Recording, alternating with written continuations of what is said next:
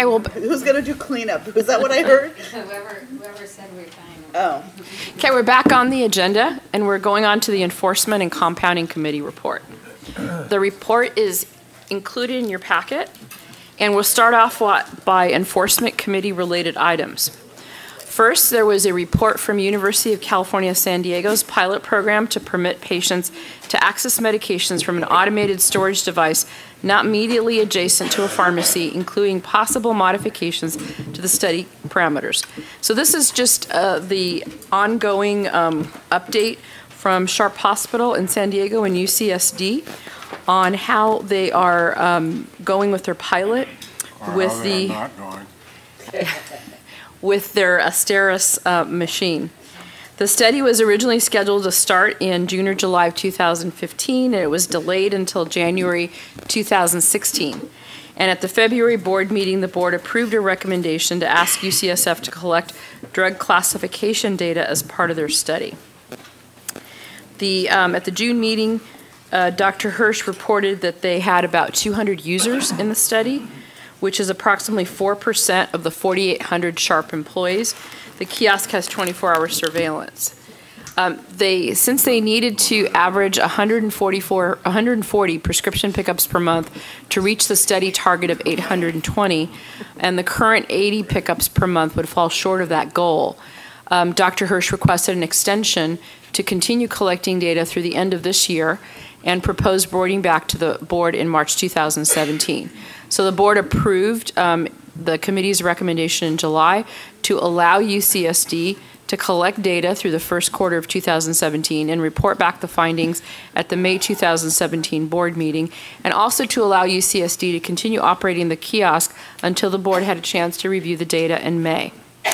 At the committee meeting, Dr. Hirsch provided an update of the study, and she responded to questions from the committee, and a copy of her attachment is in, her presentation is attachment 1. She now reported that they have 289 registered users, which is 6% of the eligible campus employees, so they've gone up a little. And out of the total prescriptions that were dispensed since initiation of the study, 72% were obtained during normal pharmacy work hours, and 28% were accessed after hours. The new prescriptions was 33% of the total, and the refills 25%. And what was, I guess, surprising to the committee was that there was so much over the counter. So about 42% of all medication that was dispensed out of the Asteris machine were OTCs, 62% during pharmacy hours and 38% after hours. Sarah Lake, a representative from Asteris, was also there, and she's working with Dr. Hirsch, and she responded to questions from board members. She commented that in terms of the counseling requirements, the prescriptions are approved and loaded into the kiosk, then the patients receive a text to alert them that their medication is available for pickup. New prescriptions are placed on hold until a telephone consultation has been completed. And the consultations by a pharmacist are available 24/7. And upon request, there are consultations available for refills and OTC medications. And if a pharmacist also wishes to place any medication on hold to talk to the patient, they are able to do so through the technology. In response to the questions of the meeting, Ms. Lake explained that Dr. Hirsch completed a previous study in 2005 to 2006 to research the quality of counseling for refill medication, and that study is not designed for after-hours consultation. A copy of that study is an attachment 1, which was forwarded to us. And I don't believe that was a real study. It was basically a survey of about 160 patients, which it didn't add anything. Yeah, it really wasn't very helpful. And reports on the UCSD will continue to be provided at each enforcement and compounding meeting while the study is underway. So are there any questions or comments from the board? Amy, I just found it was kind of ironic for a school of pharmacy to sponsor an event to do investigation, a pilot program like this to see if a kiosk could replace the service of a pharmacy. And then out of the 4,000 employees, you don't got 4% people willing to participate. I would really want them to survey the 96%, see if they're really happy with what they have. instead of the 4% opt to participate in this pilot program. To find out why they're not using the machine.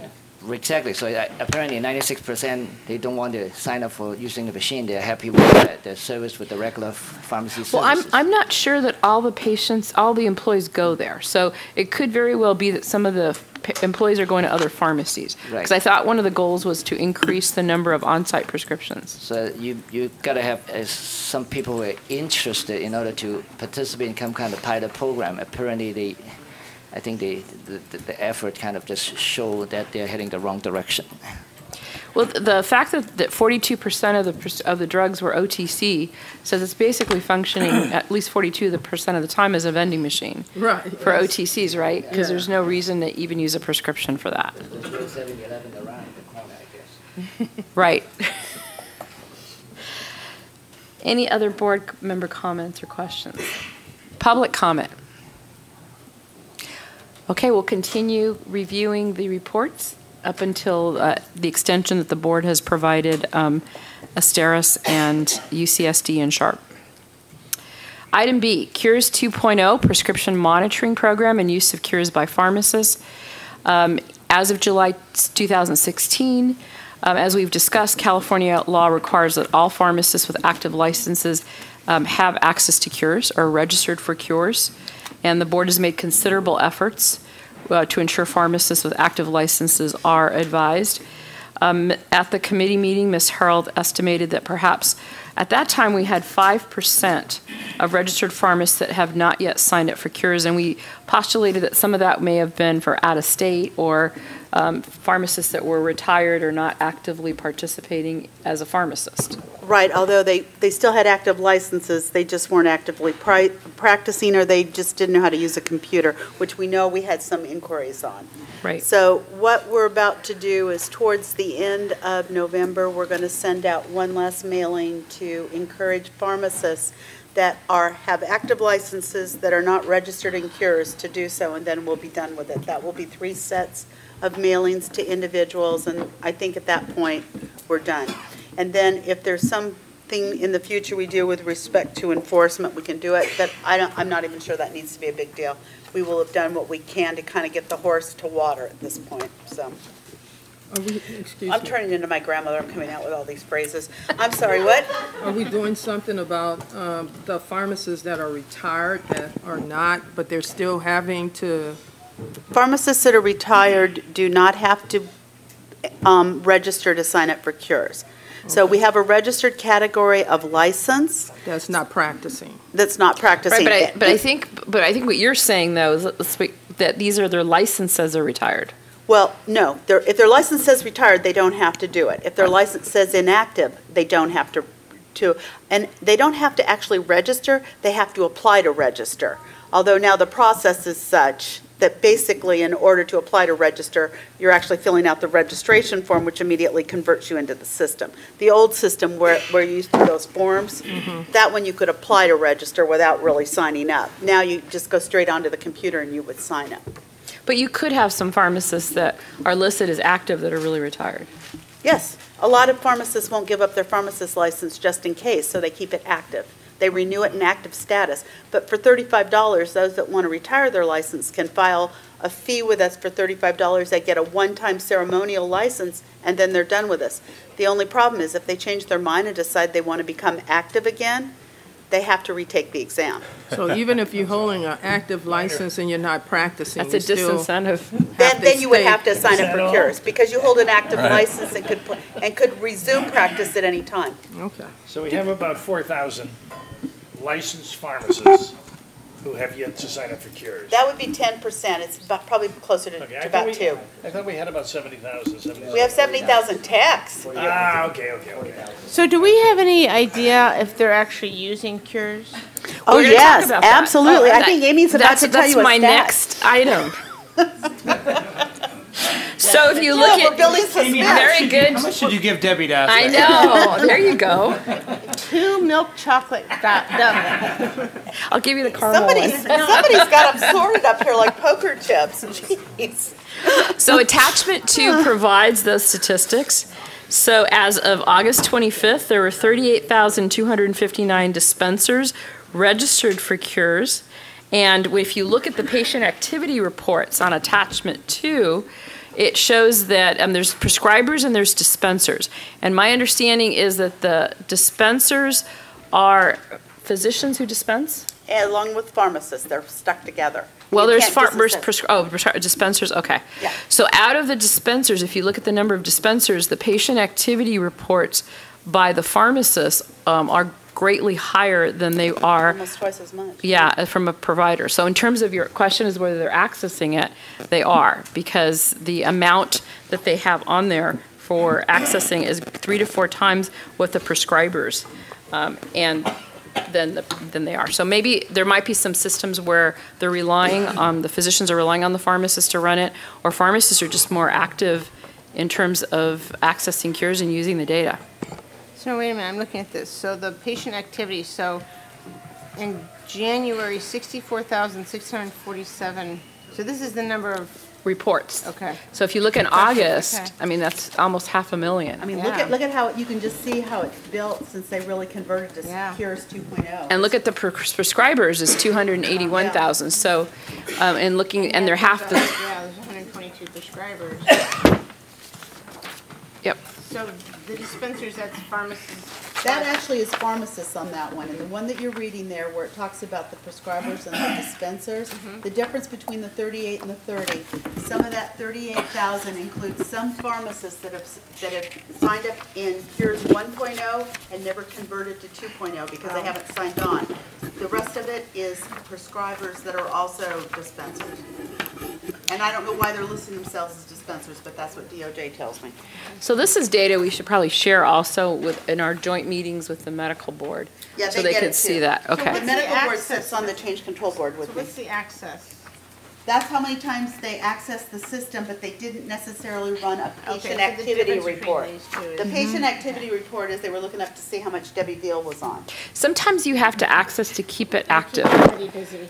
No, because if you don't log in over a period of time, they basically will tell you you're not an active user. So you have to access the system on a regular basis. So at the July board meeting, as we discussed and we approved at the board, researchers at UC Davis are surveying pharmacists who renew their licenses in November to learn about their use and opinion of cures. They're also looking at physicians. They'll also participate in the survey, and both survey results will be shared with the board when they're available. And then we, at some point, we'll have to discuss how we're going to link 2.0 with cures with other states, because right now we are not linked with other states. And I think that most other states are linked together. And I think Debbie and I talked about. 47 Yeah. are linked, and we're one of the 3 that are. Yeah, we are one of the 3 Yeah. that are So not. we can't really identify who's using it. We can, yes, We could, but we haven't. we cannot, but the Department of Justice can. Oh, The use the department, sorry. So my question was, is there a way to identify who's actually using cures? So the answer is the Department of Justice can, but the Board of Pharmacy. I don't think we can tell, but if we need to, but I don't know why we would need to know that. Yeah, I just- We want people to use it and. And not feel like And they're being obviously they policed. are. I mean, the Yeah. best part of this news is in a 1-month period, you've got 500,000 reports run. I mean, Yeah.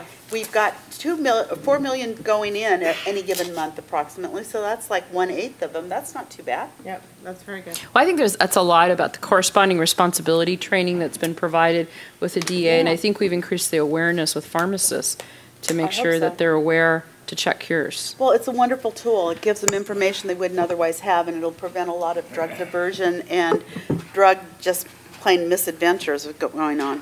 So what do we need to do to start the discussion on the interoperability with other states? Well, the discussion is actually within the purview of the Department of Justice that doesn't want anyone to help them make that decision. I was thinking we were debating whether we should try to do a statute. Gotta be a what? Try to do a Statute. statute, not be a statue, but do a statute. Well, Develop a I don't have to statute. leave the house. I know, I tell you what, you give me a little bit of milk I chocolate. could stay and home my and be treated the same way. brain just starts firing, I can't do it. I think what we're talking about is something that we need to have a series of discussions and maybe some convincing sessions with the Department of Justice. So who- But we've had this battle from the beginning. So how do we start that? Yeah. Well, how the board does it, let me make the initial inquiry, that I will tell them that my board president and vice president would like to discuss how we go to cross-state. And I think that we can almost guarantee the medical board is going to have the same kind of interest. And so let's Can we see if maybe invite we them can have a to the joint- NICS let's see if we Enforcement can- Committee? Let's see And if, have this as an agenda topic? I think that might be an opportunity. They Yeah, I may was not just gonna choose say, to let's- come, but we can try. Let's make it a committee's like agenda item I- until it's before it resolved. becomes- Because then we'll keep I think we pinging you. maybe first want to have like a, maybe some kind of That's presentation fine. publicly that But they I'm can just hear, like, and then if you it's on guys can. enforcement, then it'll be at every Yeah. board meeting, it'll be discussed at every enforcement meeting, and we Yeah. won't lose track of it. Yeah. That's what I think you- resolved our previous Can you CARES issues. review for me what it is, the topic that you would like to discuss? Cross-state sharing of data. Okay. And Of the cures. difficulty we've got is that the system that's there, our Department of Justice does not believe is secure enough, and consequently, they want to develop their own system. The problem is everybody else is sharing data through another You mean they don't system. trust the DEA system, is what you're saying? It's not a I DEA think it's system, NABP. it's NABP I mean, that's what I system. mean, sorry. They do not trust the NABP system, and accordingly, they want to share data with the other two states, I guess, that haven't joined NABPs.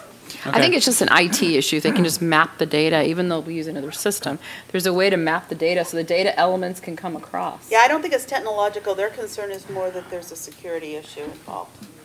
Jenny, do most states house their cures system at the Attorney General's office, or is it housed in a Pharmacy board. pharmacy or Most medical board? pharmacy boards do most of it. There are some that use the Department of Justice, and some of them have a consolidated Department of Public Health that regulatory boards are part of, and it's that entity that has it. And there may be some other construct out there. And then Missouri does not have one at all.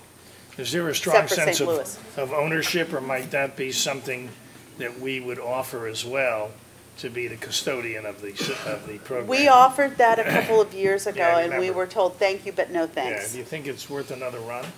No, I think the program is set up in the Department of Justice. I don't think that at this time there is enough motivation to move it to the Board of Pharmacy, but I do think that there is a concern that we're only getting part of the picture, particularly in communities that are bordering cities where patients go back and forth across state lines Yeah. pretty readily. And I think that we're missing part of that data. Plus, we are the largest number of patients in the country in our state. And that data bank being held back from everybody else is also disguising a lot of substance use, and not necessarily bad substance, it's just a big data Well, source there's- that's yeah, not being yeah. tapped into. I think we just need to keep it as an enforcement committee item until we get resolution. Yeah. Much like we did with the cures issues that we had originally, and we were able to make a change and have an Yeah. impact. And they may be more receptive now, I don't know. We'll see. Okay, any other board member comments? Public comment? Good afternoon. Steve Rosati, a pharmacist, Hollister. There's an effort here to get as many pharmacists signed up as possible. Is this going to be tied into future requirements or encouraging to use the system? I mean, it was brought up, is it actually being used? And it is, but to what extent? And there seems to be an effort out there at various levels to, better lack of a word, legislate the proper use of opiates. And it just seems like, well, the proper use of it is to get to the beginning, and that would be when a pharmacist is presented a prescription to use cures. And I don't know if you can legislate that. I mean, if we're legislating the proper use by the consumer, it's kind of like legislating proper use of alcohol. I thought there was there pending legislation on the use of cures on requiring prescribers to use it? I haven't seen any. On prescribers, yes. Yes. No, Not prescribers, yeah, but not not on. The question was. Pharmacists were in the bill initially, and they were removed. But Right. prescribers, there's a bill. Prescribers, it's law now, it was It is enacted. law. It was enacted. And what are they required to do per the law? But only Well, for nothing prescribers. quite yet, but once the system is certified within 6 months, and if it doesn't fit into one of the exclusions, and if they're prescribing more than 5 days' worth of drugs at a given time, and there are a couple other conditions that are escaping me, they have to check cures once every 4 months. Well, since That's the prescribers. Pardon me? That's prescribers, not That's prescribers, right. pharmacists. Yeah. I thought that's what I was asked. Did I answer a question? Yes. Oh. No, that was the Okay. prescribers. Well, it appears that the pharmacies are using it. I mean, we've got quite a lot of reports going through. Yeah, they're using it, but at the moment, there's no requirement that they do it. So actually, that's good that they don't need to be Yeah. ordered to do it. They're stepping up and doing it on their own. Do you think there's an issue with pharmacists not using it? Well, there's, seems to be a lot of doctors that make a livelihood on writing opiates for other uses, and we're part of the team, and if we're not required to use it, I mean, some of the pharmacies will refuse to fill it, but other pharmacies, either maybe due to lack of time or having that that stopwatch on them. I've spent too much time on this prescription. I'm hearing this more and more, and I really appreciate hearing that at this level with the number of pharmacists that have that hanging over their heads every day they go to work. And it's pretty sick, in my opinion, to have a business force that on their pharmacists, you know, the stopwatch. So I'm just going to say, if this is going to be a requirement, this should not count as the time on the stopwatch. Thank you. We'll have to legislate that next. Thank you. Any other public comment? Okay, we'll move on to C, discussion and consideration of consumer enrollment in automated refill programs for prescription medications. So the committee had reviewed the issue of automated refills, and the pharmacies have traditionally refilled prescriptions only upon the request of the patients or the patient's provider. However, in recent years, computer programs have been developed that allow pharmacies to enroll patients in automatic refill or auto refill upon the patient's request. These programs automatically refill before the patient runs out of medications, and in most cases, these auto refills are limited to drugs that are identified as maintenance medications. The auto refill programs may have a role in increasing patient compliance by automatically refilling maintenance medications and sending reminders to patients to go pick up their medications. There was an article reviewed from the LA Times by the committee, and this article actually talked about over 100 auto refill complaints. There also were 100 auto refill complaints that were received to the board from late 2012 through 2013. Supervisor Inspector Ann Hunt attended the committee meeting, and she reviewed some of the comments that she had received as far as complaints. There were allegations that pharmacy staff enrolled patients in auto refill programs without their knowledge or consent because pharmacists were working under quotas that directed or rewarded patient enrollment in these programs. The second item that Ms. Hunt brought up is that patients or agents who picked up prescriptions for the patient received prescriptions the patient did not request and had difficulty returning the prescriptions for a refund because the pharmacies cannot take the medications back. When the patients receive medications they do not want, it increases the disposal of medications and wastes. Constant robocalls to pick up medication that the patient did not want or request, and also patients inadvertently ingesting medication they had not requested or ingesting medication that was previously discontinued or that was changed by their prescriber. Some of the events resulted in patient harm. Ms. Hunt said the problem is compounding when the patient has multiple doctors and multiple prescriptions. She believed that there does not appear to be a mechanism to address these changes in drug therapy that occur when a prescription is discontinued, or if the patient has been prescribed 2 different drugs in the same class because one drug was not effective.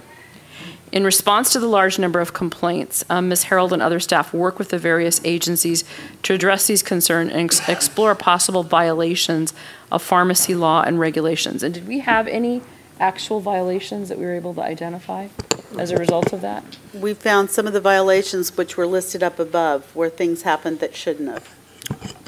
In 2013, CMS proposed new regulations which resulted in additional rules for auto refill programs for Medicare patients receiving prescriptions from mail order pharmacies.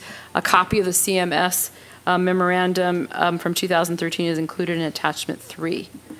So the committee discussed potentially developing requirements for pharmacies that elect to enroll patients in automated refills, including considering how often the signed consent should be obtained.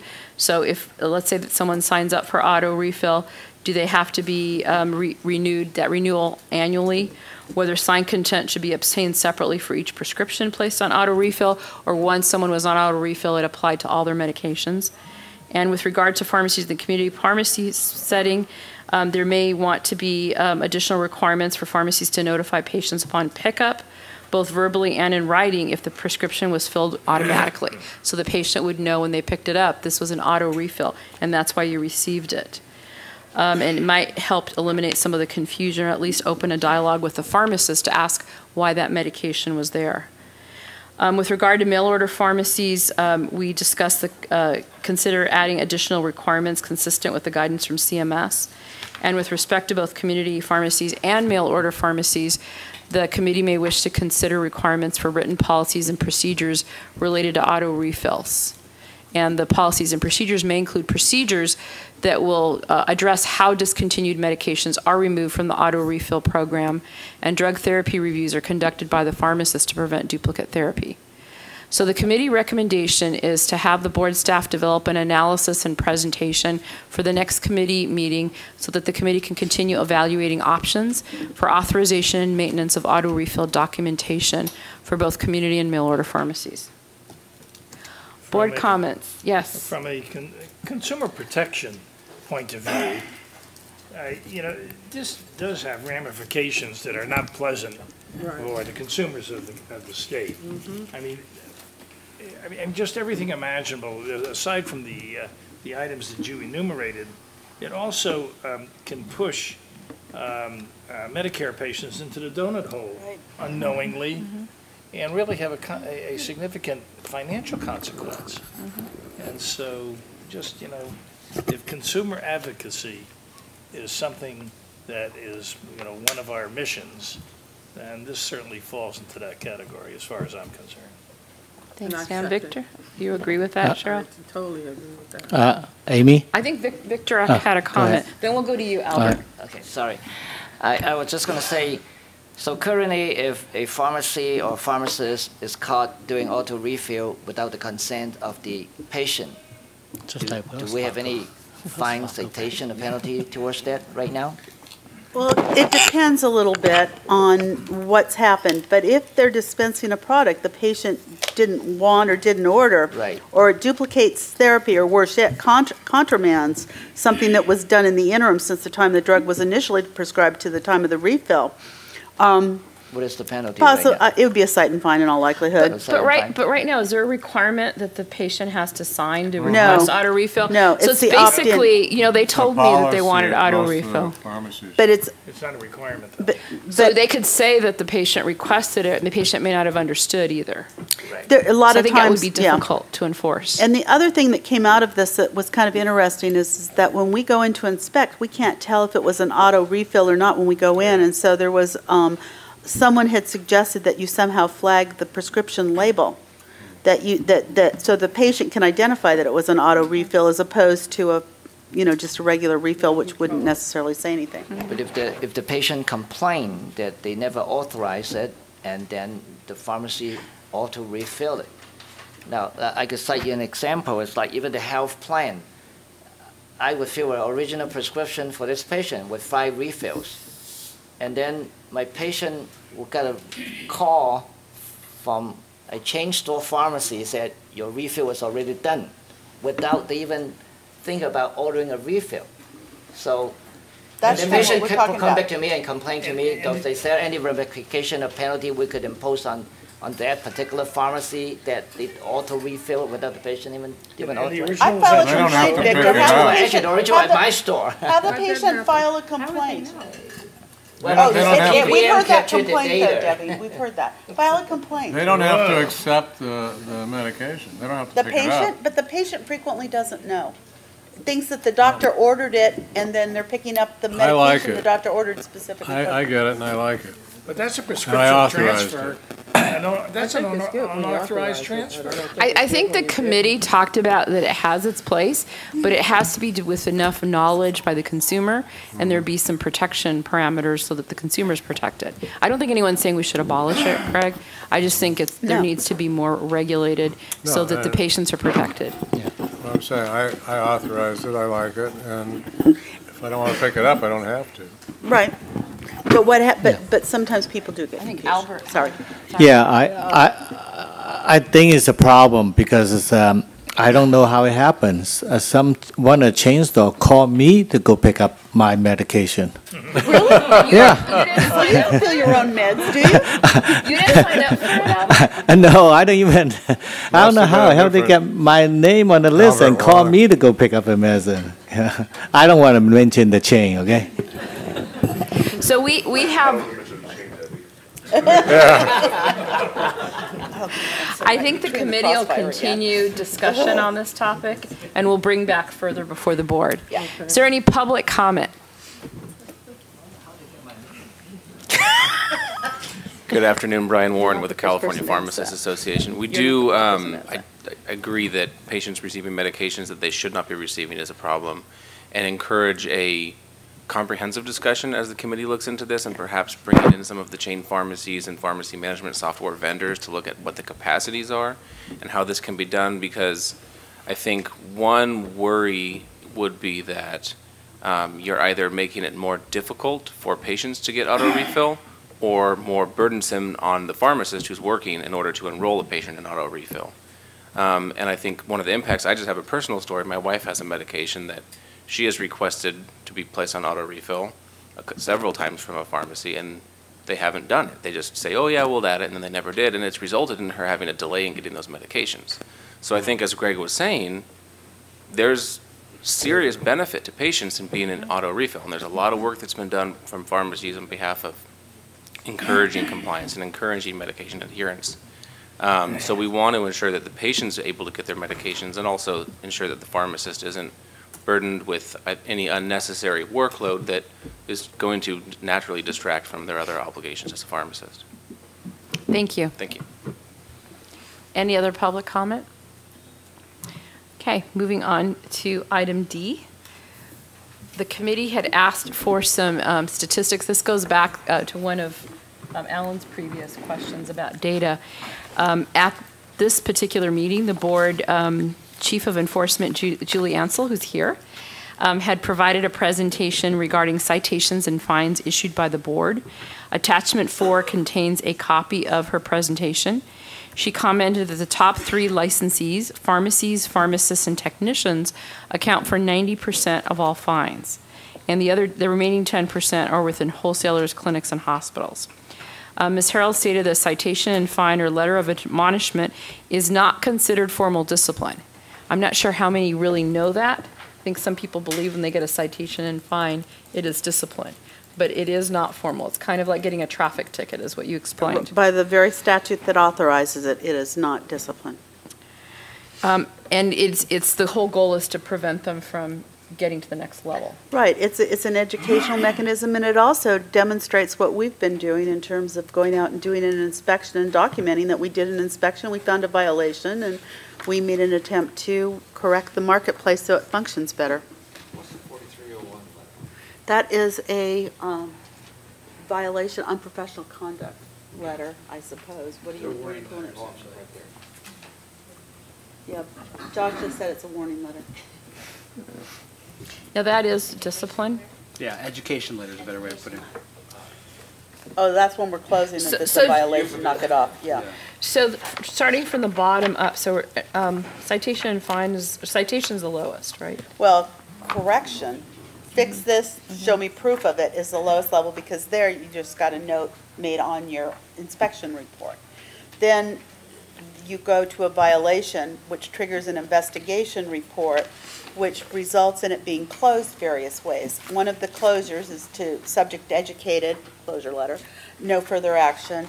Another one would be a citation, a letter of admonishment, or a citation and fine. Those are all various sanctions where we're seeking to gain compliance in various ways, but they are not an attempt to discipline the licensee per se. Above that, for egregious violations, are where we're seeking to remove or restrict the license, which is formal discipline. That's where they may be put on probation, or at the extreme, they would be revoked. So a letter of admonishment is not discipline? No. A letter of public reprimand is, however. Okay. Very similar words, but different, completely different routes. Our assistant executive officer stated that approximately 1/3 of all the investigations that are opened by the board are a result of consumer complaints. I think that goes back to your question, Ellen, about the consumer complaints. The second leading cause of investigations is from the Department of Justice generated notifications to the criminal conviction unit related to a licensee's arrest. I think those are the DUIs and the issues that we get regarding from the DOJ.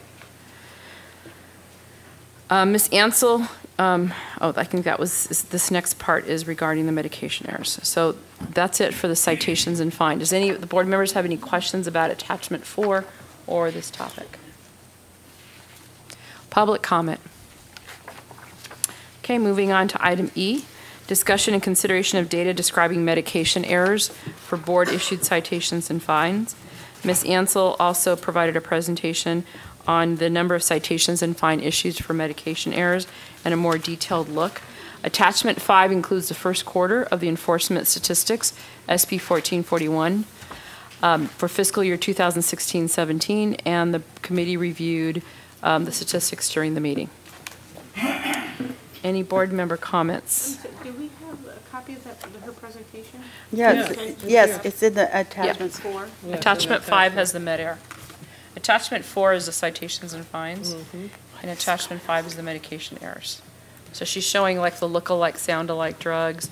And then she also gave us examples of when a $500 fine was given, when $750, when $1,000. So we wanted to know what type of examples. Since we never see the citations and fines, it's important for the board to know. And I think a lot of it is just how egregious and what impact it has to the patient safety in terms of the dollar value. That's one of the factors. It also depends on the drug. There are certain drugs we expect pharmacists to exercise a little more care when they dispense. So a med-air, for example, involving one of those drugs is treated a little differently. Okay. Pardon me? And the history of the individual. There are a whole series of factors we built in. So is usually a variation from a prescription, is that usually a misfill? That is a med-air, yes. You didn't, And most of these provide what was ordered. And most of these we get from patient complaints. See, So it's when patients call up and say, yeah. That's the highest percentage of violations, I see. Yeah, it's that or it's the Section 800 reports where there's been some kind of a settlement reversal.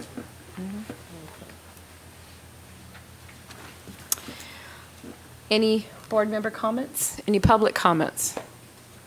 Okay, that is it for the for the enforcement committee.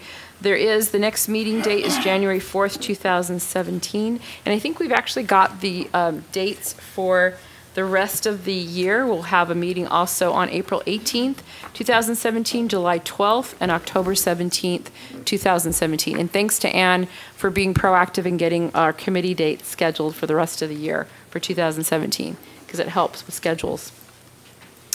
Okay, moving on to compounding matters.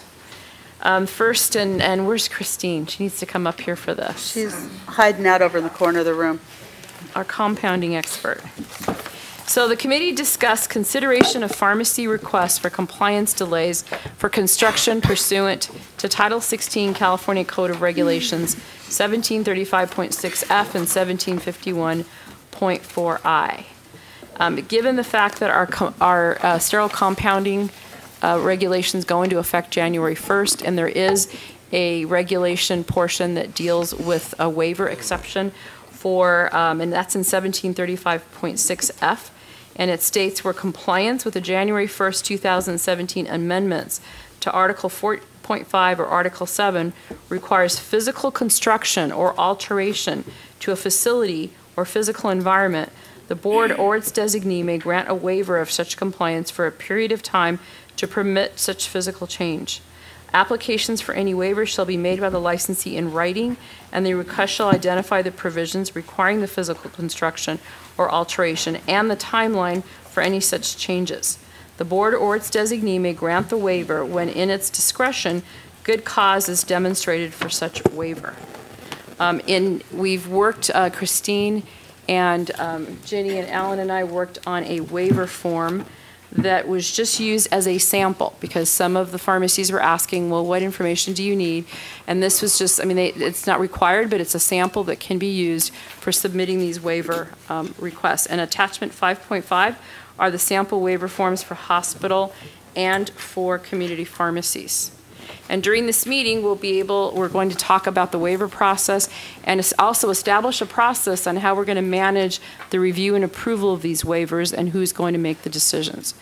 So, Christine, we've had some samples that we've received. How many waivers have waiver requests have we received? At this point, I have 12.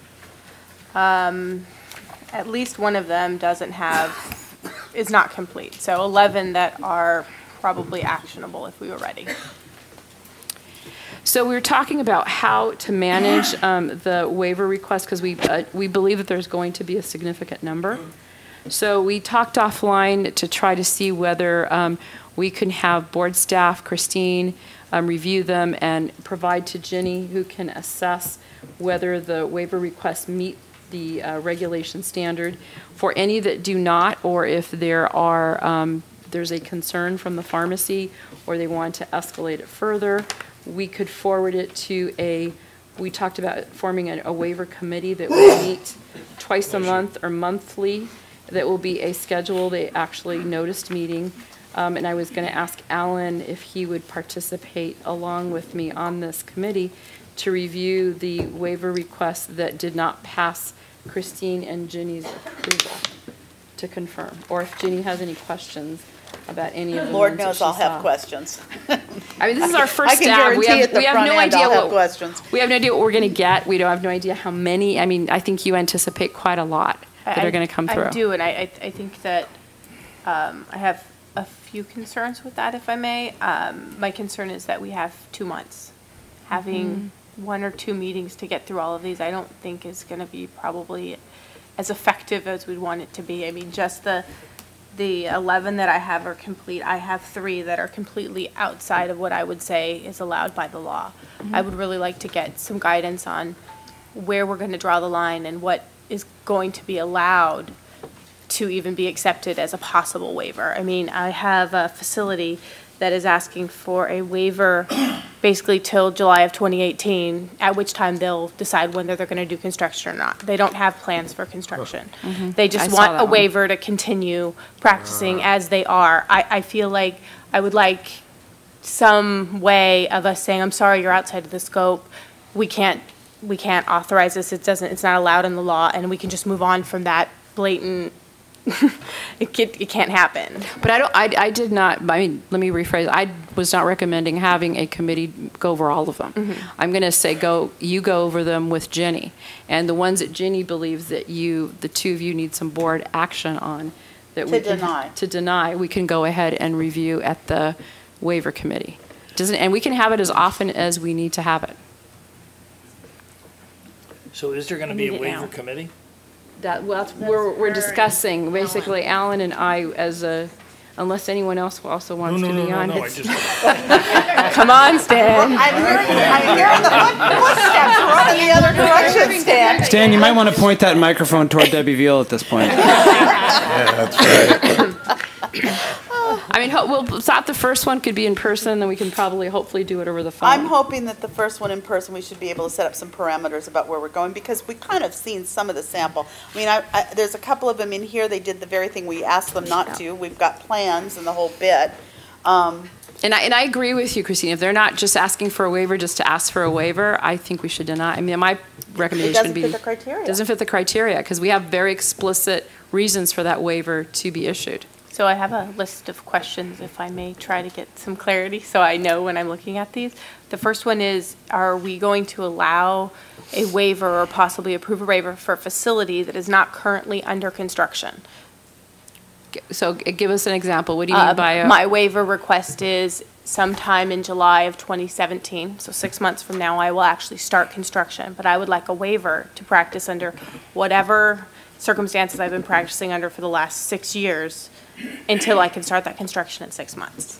And then we've got one of those requests I've right got here. multiple of those requests. And then the question is what is the allowance for them to practice with that waiver before the construction starts? I mean, my feeling is that that shouldn't be, that's not within the parameters of the regulation right now. So then, okay, well, let's go to the big question, Well, whether or it may not, take a long time to get permits and things like that.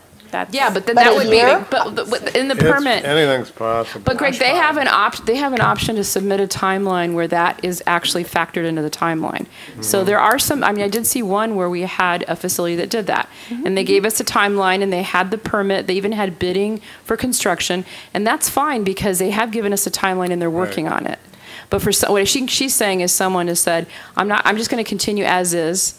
And I'm going to No, I start know thinking that one about it in wasn't. 2000. But it could be one and the same, because I may still starting my bidding and my process to get to the construction, which may take 6 months realistically in some of these scenarios. Right. So that's why I'm asking for kind of a broad scope question to start with. They get more narrow as I get down my list, but if we're not even going to allow a 6-month window as No, they we prep would for if it, they give that's you a the question. timeline. If they give you a timeline and say it's going to take X amount of time to get to this stage, X amount of time to get to And that I stage. have some like that. Something like that, That's yeah. reasonable. but the actual construction is pretty far out there. In the interim, they're allowed to continue to do, in some cases, Right. sterile compounding or non-sterile to Yeah. sterile potentially. Is there a risk to public safety by allowing, But what is it Well, that has they're there been a asking a risk for the waiver? Is last it the 20 years? venting? Yeah. Or is it a sterility issue? Most of them are asking for 1735.6E, which is the hazardous room requirements, the venting, the non-porous surfaces. I would say, hold on, let me just count for you. Every single one of them lists that, and some list additional codes. But that is the primary one. It's the hazardous containment that they're not going to meet. but that isn't aimed at patients, that's aimed at the Agreed. employee. Right. So that's not as severe, I think, of an issue as if they were asking for some type of waiver requirement for meeting clean room standards or sterility issues. Well, so what does But- a institution do Yeah, I mean, you have to if give they them, have been compounding for umpteen years? right. And they're in the process of budgetary and architectural, and then going to OSHPD and everybody else they have to go to. Yeah, but if they haven't started construction, and they're just in the early stages of planning, I mean, the hospital doesn't do things very quickly, no offense. But could they, I know, and I agree with you, and I actually have hospitals that are in the same boat, but couldn't they actually factor that into their timeline? Yeah, Well, but the issue is, they have to be able to continue Yeah. doing sterile Right. compounding. right. Right. They have no choice. But I think what she's saying is most of the requests that they're receiving for waivers is for the actual air exchanges and the hazardous And the outdoor venting, venting. which is not really the sterile requirements, it's more the protection of the I environment. have a few that are sterile environment. There's some 1751.4s, but every single one of the 12 that I have has 1735.3. I think what happens, if they give you a decent timeline, you grant the waiver, but you may have to monitor it and make sure they're meeting their schedule. Because if they don't, then you may have to look at pulling the waiver. But it's all going to be Can I make self-reported data. Yeah. Make a quick comment on that. I mean, anyone who's done any type of construction in the world. It takes a and long time to. It takes a long time. It depends on the city, municipality, things come up Right. that you don't know. Maybe what I would suggest that you do is, say you provide a 6-month waiver, and if they're not going to meet that timeline, 30 days prior to that waiver expiring, they have to issue a new waiver or an addendum to that waiver. That way, you give them leeway, because the inspectors go on vacation, they find something new, But Ryan, they could, in the waiver form that we gave them, they could actually stipulate that as part of their timeline. So that way they could submit it and put it in there. I need 6 months to do my construction drawings, my Right. Well, but- assessment. Sure, but I can say I need 6 months and 2 drawings. I've done 3 different homes so far, and each one has taken a different time in different jurisdictions. Right. What I did in Nevada, took a year. I thought it was going to take 7 months. San Francisco's not even talking about how long that one took. Well, as And long it's as they're just- going through the process. And I think there'll be updates. I don't think everyone's going to get it right on the first time on the date, because there's going to be unanticipated things that is going to come up, and they're going to have to come back and adjust their timelines. Sure, but from a granting process, there should be a process that says, yes, I grant your waiver if that's what you choose to do. And another process for saying, you know what, I'm not going to meet that deadline. That's not going to burden staff with a whole new contract or a whole new submission. Because the last thing you want to do is get a whole new, I'm sorry, I missed my deadline X, Y, and Z. You want something very simple, clean, and smooth. Because staff's going to get inundated with repeating the same process 2 or 3 times. That's a good point. That's my suggestion. So if I can summarize what I'm getting, you guys are with a reasonable timeline, and reasonable is kind of broad for me. A reasonable timeline, it may be okay for us to look at approving a waiver if they have plans in place to start the construction within a reasonable time. 6 And- months, 6 months is very reasonable. Well, and I agree. Very short. It's reasonable that it would take longer, at least that. and But I'm not possibly sure you longer. can grant one if you get one that says, well, I'm thinking about it and I'm going to work on it and I'll get you something as soon as I can. I mean, that's not the same as giving you a timeline. Like that But 20 regarding the venting. If it's in LA, it could take 2 years. It's anywhere. Regarding the venting, and I'm not quite sure what it takes to do venting, but a hospital that I'm involved with, the pharmacy's in the basement. It's a lot, Stan. And so, you know, it gets back to, and if they want to do something, practically anything they do involves OSHPD. And that's, Well, we have OSHPD as part of the committee that's going to be looking with us. We actually make reference in here, we've been working with, what's his name? Glenn Gallo. Glenn from Yeah. OSHPD. He's actually went to the CHA committee as well to talk about this. So they're going to be working hand in hand with the board staff on And this. the one that I got that has the OSHPD project number is much more complete than any of the other ones I got. They actually have, and it may be in the packet, they actually saw it. have a timeline. And that one, to me, is what I would really like to see, is something like that, because it tells me that they have a plan. Yeah, it's kind of, dates kind of waver back and forth because it's construction, but at least there's a big picture plan. Unlike some other, like literally this one says, I'm going to move to a new location. Yeah. Like, Right. you know. Look, Stan, look in the book, there's actually, the one you're talking about was the hospital, I think the first one. yeah, Contra Costa.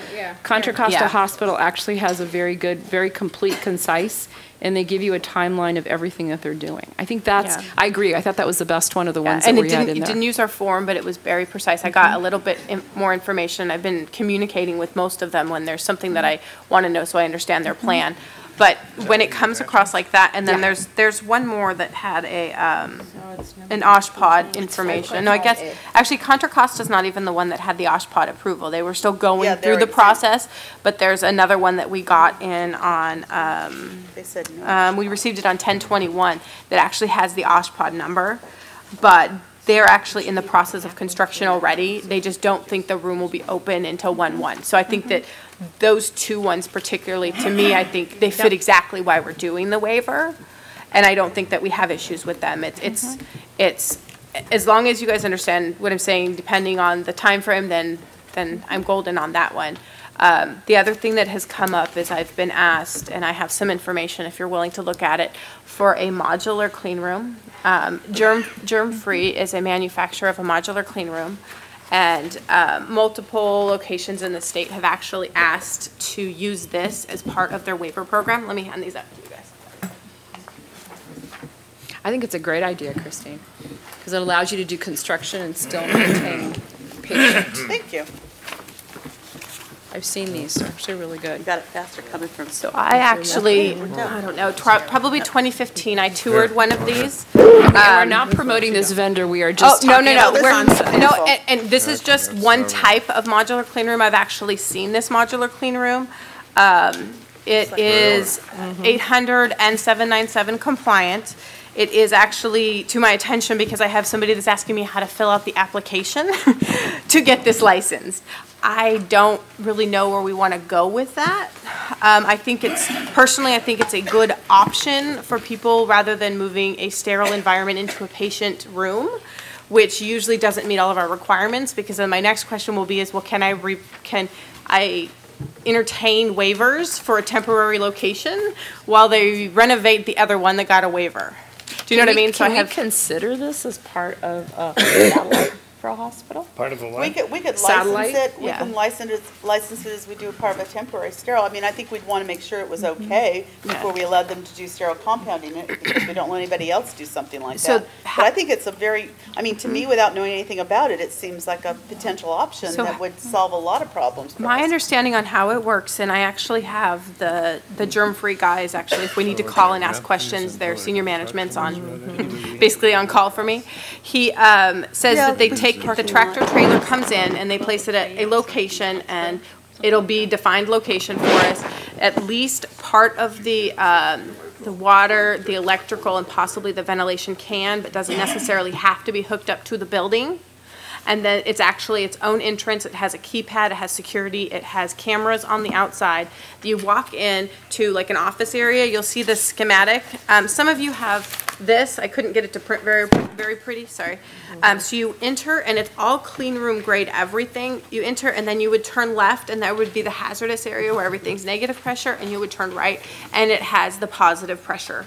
Do they have So- portable ones of these that can go from hospital to Would hospital? they Well, be this- rentable? it is rentable. While waiting for It's- construction? Exactly, but there's only like, there's under 100 in the United States. But what would have to happen is they would have to get the okay basically from us. At the same time, they would get the okay from Germ Free, but we would have to finagle how to give them a license location pretty much before this modular unit was in place. And then once the modular unit is in place, it's not mobile. There's wheels attached to, but it is secured to the ground. And then the tractor trailer, the actual vehicle, is moved. And then it's attached to everything, then it's certified, and then the personnel goes through the process validation, and then it's considered like a modular clean room. When they're done with their lease with Germ Free, it's actually completely decontaminated, then it's removed and goes to the next location. I know that the VA system has used it in California, but we have never used one. They've used it back east a few times. It's just something that keeps coming up, and So I it's know like a trailer home, essentially. it's is. a tractor trailer. It's right here, It's a it's like a tractor mobile trailer. pharmacy. You This know, is what we're those who looking at. couldn't afford an MRI. Yeah, we've Yeah. already got the provisions, it's like Jenny an just showed me emergency response. we have regs on mobile pharmacy that we could use. Yeah, but Statute, actually. those institutions, when MRIs first came out, or Yeah. CAT scans or whatever. You're right. Yeah, they Couldn't did. afford them, you'd get the Mobile. same truck, You're right. you know, show up That's a and good point, and Stan. it'd be put in place and it'd stay there and then it'd move on to the next shop. So So- they So could there's use, precedent for yeah, it at so- a hospital. Okay, so you guys. and they could use can, it temporarily while they're waiting for. Well, the this actually, construction. If it passes the inspection that we Yep. would do for a sterile compounding pharmacy, Right. it's okay with the board if we go in this direction. Sure. Yes. Josh. We just, I was actually pondering whether this would actually come into play with regard to a waiver request, because this would actually make a waiver request unnecessary. Yeah. Well, there aren't enough of them. Well, Right. the problem would be is that, and that's the Availability. first question. Like I said, they're going to get more specific as I go Right. down. First question is can they have a waiver until this germ-free modular unit can be placed? Because even if we said, okay, go, we got the application, we approved the application, germ-free's got to get it here, it's got to be placed, it's got to be certified, and then we have a 14-day waiting period for process validation, and then they can use it. So we're looking at a month of the trailer being there before we would even come in to do the inspection. But that could be part of their timeline. Exactly, but it can't even be part of their timeline if we wouldn't allow this as it an will, option. but it'll Oh, allow yeah, them yeah. to continue to We do will. compounding, which It- they otherwise is problematic, particularly for the board in the event Yeah. something untoward goes on in the pharmacy. So And, the way, and to clarify, you're asking for this if they have any clean room issues. We're not doing this in terms of having to vent. well, this would be if they don't, well, if the Why not? facility determines this is what their plan Okay. is to continue to compound while there is construction. So how I see it is, on 1117, my clean room is not compliant, but I can't get germ-free to get it to me until 5/1/2017. So I'm going to put a waiver in for those 5 months, and on 1/1/17, well, probably 6 months, on 5/1, when germ-free gets there, I'm going to go through the process, I'm going to get it licensed, I'm going to get it inspected, going to get my process validation done.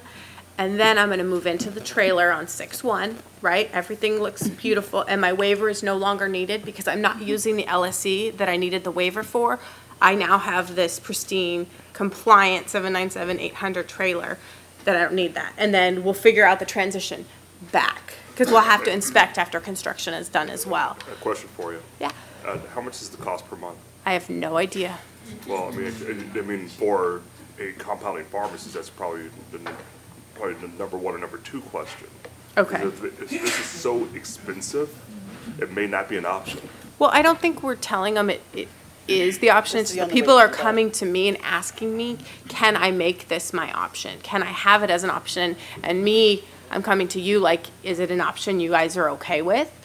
So I'm not asking, and I'm definitely not promoting. I don't work for them. And there are other types that I don't think we necessarily would want to use, but this one I particularly think that is compliant with our current regulations. I don't know about the If cost it's though. compliant, I personally have no issue. Oh, okay. Right. That's- With this. Okay. Madam President, may I ask you a question? And so, I can only wonder if we just defer all of this to staff, and then if there is a request for an appeal of staff's decision about a waiver, then it come to the Right. waiver committee. That's what we're Right. thinking of doing, yes. Good. I think Exactly that's a that. brilliant idea then, Yes. Madam President. Yes. Thanks, Stan. Yes, we want staff to manage it. That's exactly what we're requesting. Was that a motion? Yes. Instead of the full board. Yeah, is that okay? Yeah, I mean, I think we need to do whatever we can to help bridge this gap, because this is a big change for most pharmacies and most organizations. And I think you're equipped to kind of do the first pass. I don't know, Alan, what you think. Oh, no. No, I think our action plan here is a good way to do it. I mean, we don't want to put people out of business. No. We don't want to cause, that's not what we're in business for. You know, we want to make sure patients get their medications. We want to make sure they're safe. And some of these waivers, like you say, are for the employees. The business has to be carried on. We're not in the business of making things more difficult for patients or businesses. Definitely. Okay, I got it. So what's the next At least question? 2 more. So for guidance for me as I going forward, what should be done with the waiver in which the current licensed facility is not ever going under construction, but they want a waiver for it while they build their other or more prestigious location? So Or I have move. Suite A and Suite B. Suite A is currently licensed, not compliant with whatever regulation, but they want a waiver on Suite A because Suite B is not going to be done until whenever, January 2018. So Suite B is going to be essentially a continuation of Suite A. Or they're going to close Suite A when Suite B is done. Okay. Do they have a time, would they have a timeline? Would they have I can ask them. taken steps Yes. towards doing this? The one that I have, it just, no. But in general, if I reply back, if you are serious, I need this information, most of them will provide it to me. On this particular one, I'm a little concerned that this is outside the allowance of the law because the waiver that we're giving is not to allow construction at that facility. It's to allow us to issue a license at another location. So I guess I would refer back to you. But again, I guess Well, it's up to yeah, you so- guys. So Laura, would this be okay a if policy it's decision another by the board, or are Yeah. we constrained by legal regulations? So personally, I think the way that the way that we drafted it, I think as long as there is construction, Okay. there is room for the Yeah, it doesn't have to be waiver. on that premise. Right.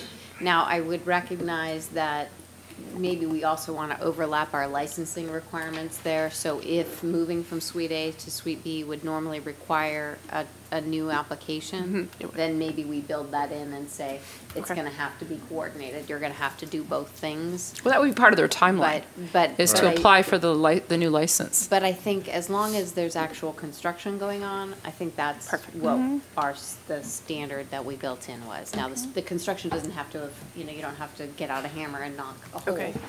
So, but I mean, it's Start not it, but- restrictive to that one license that we would approve a waiver No.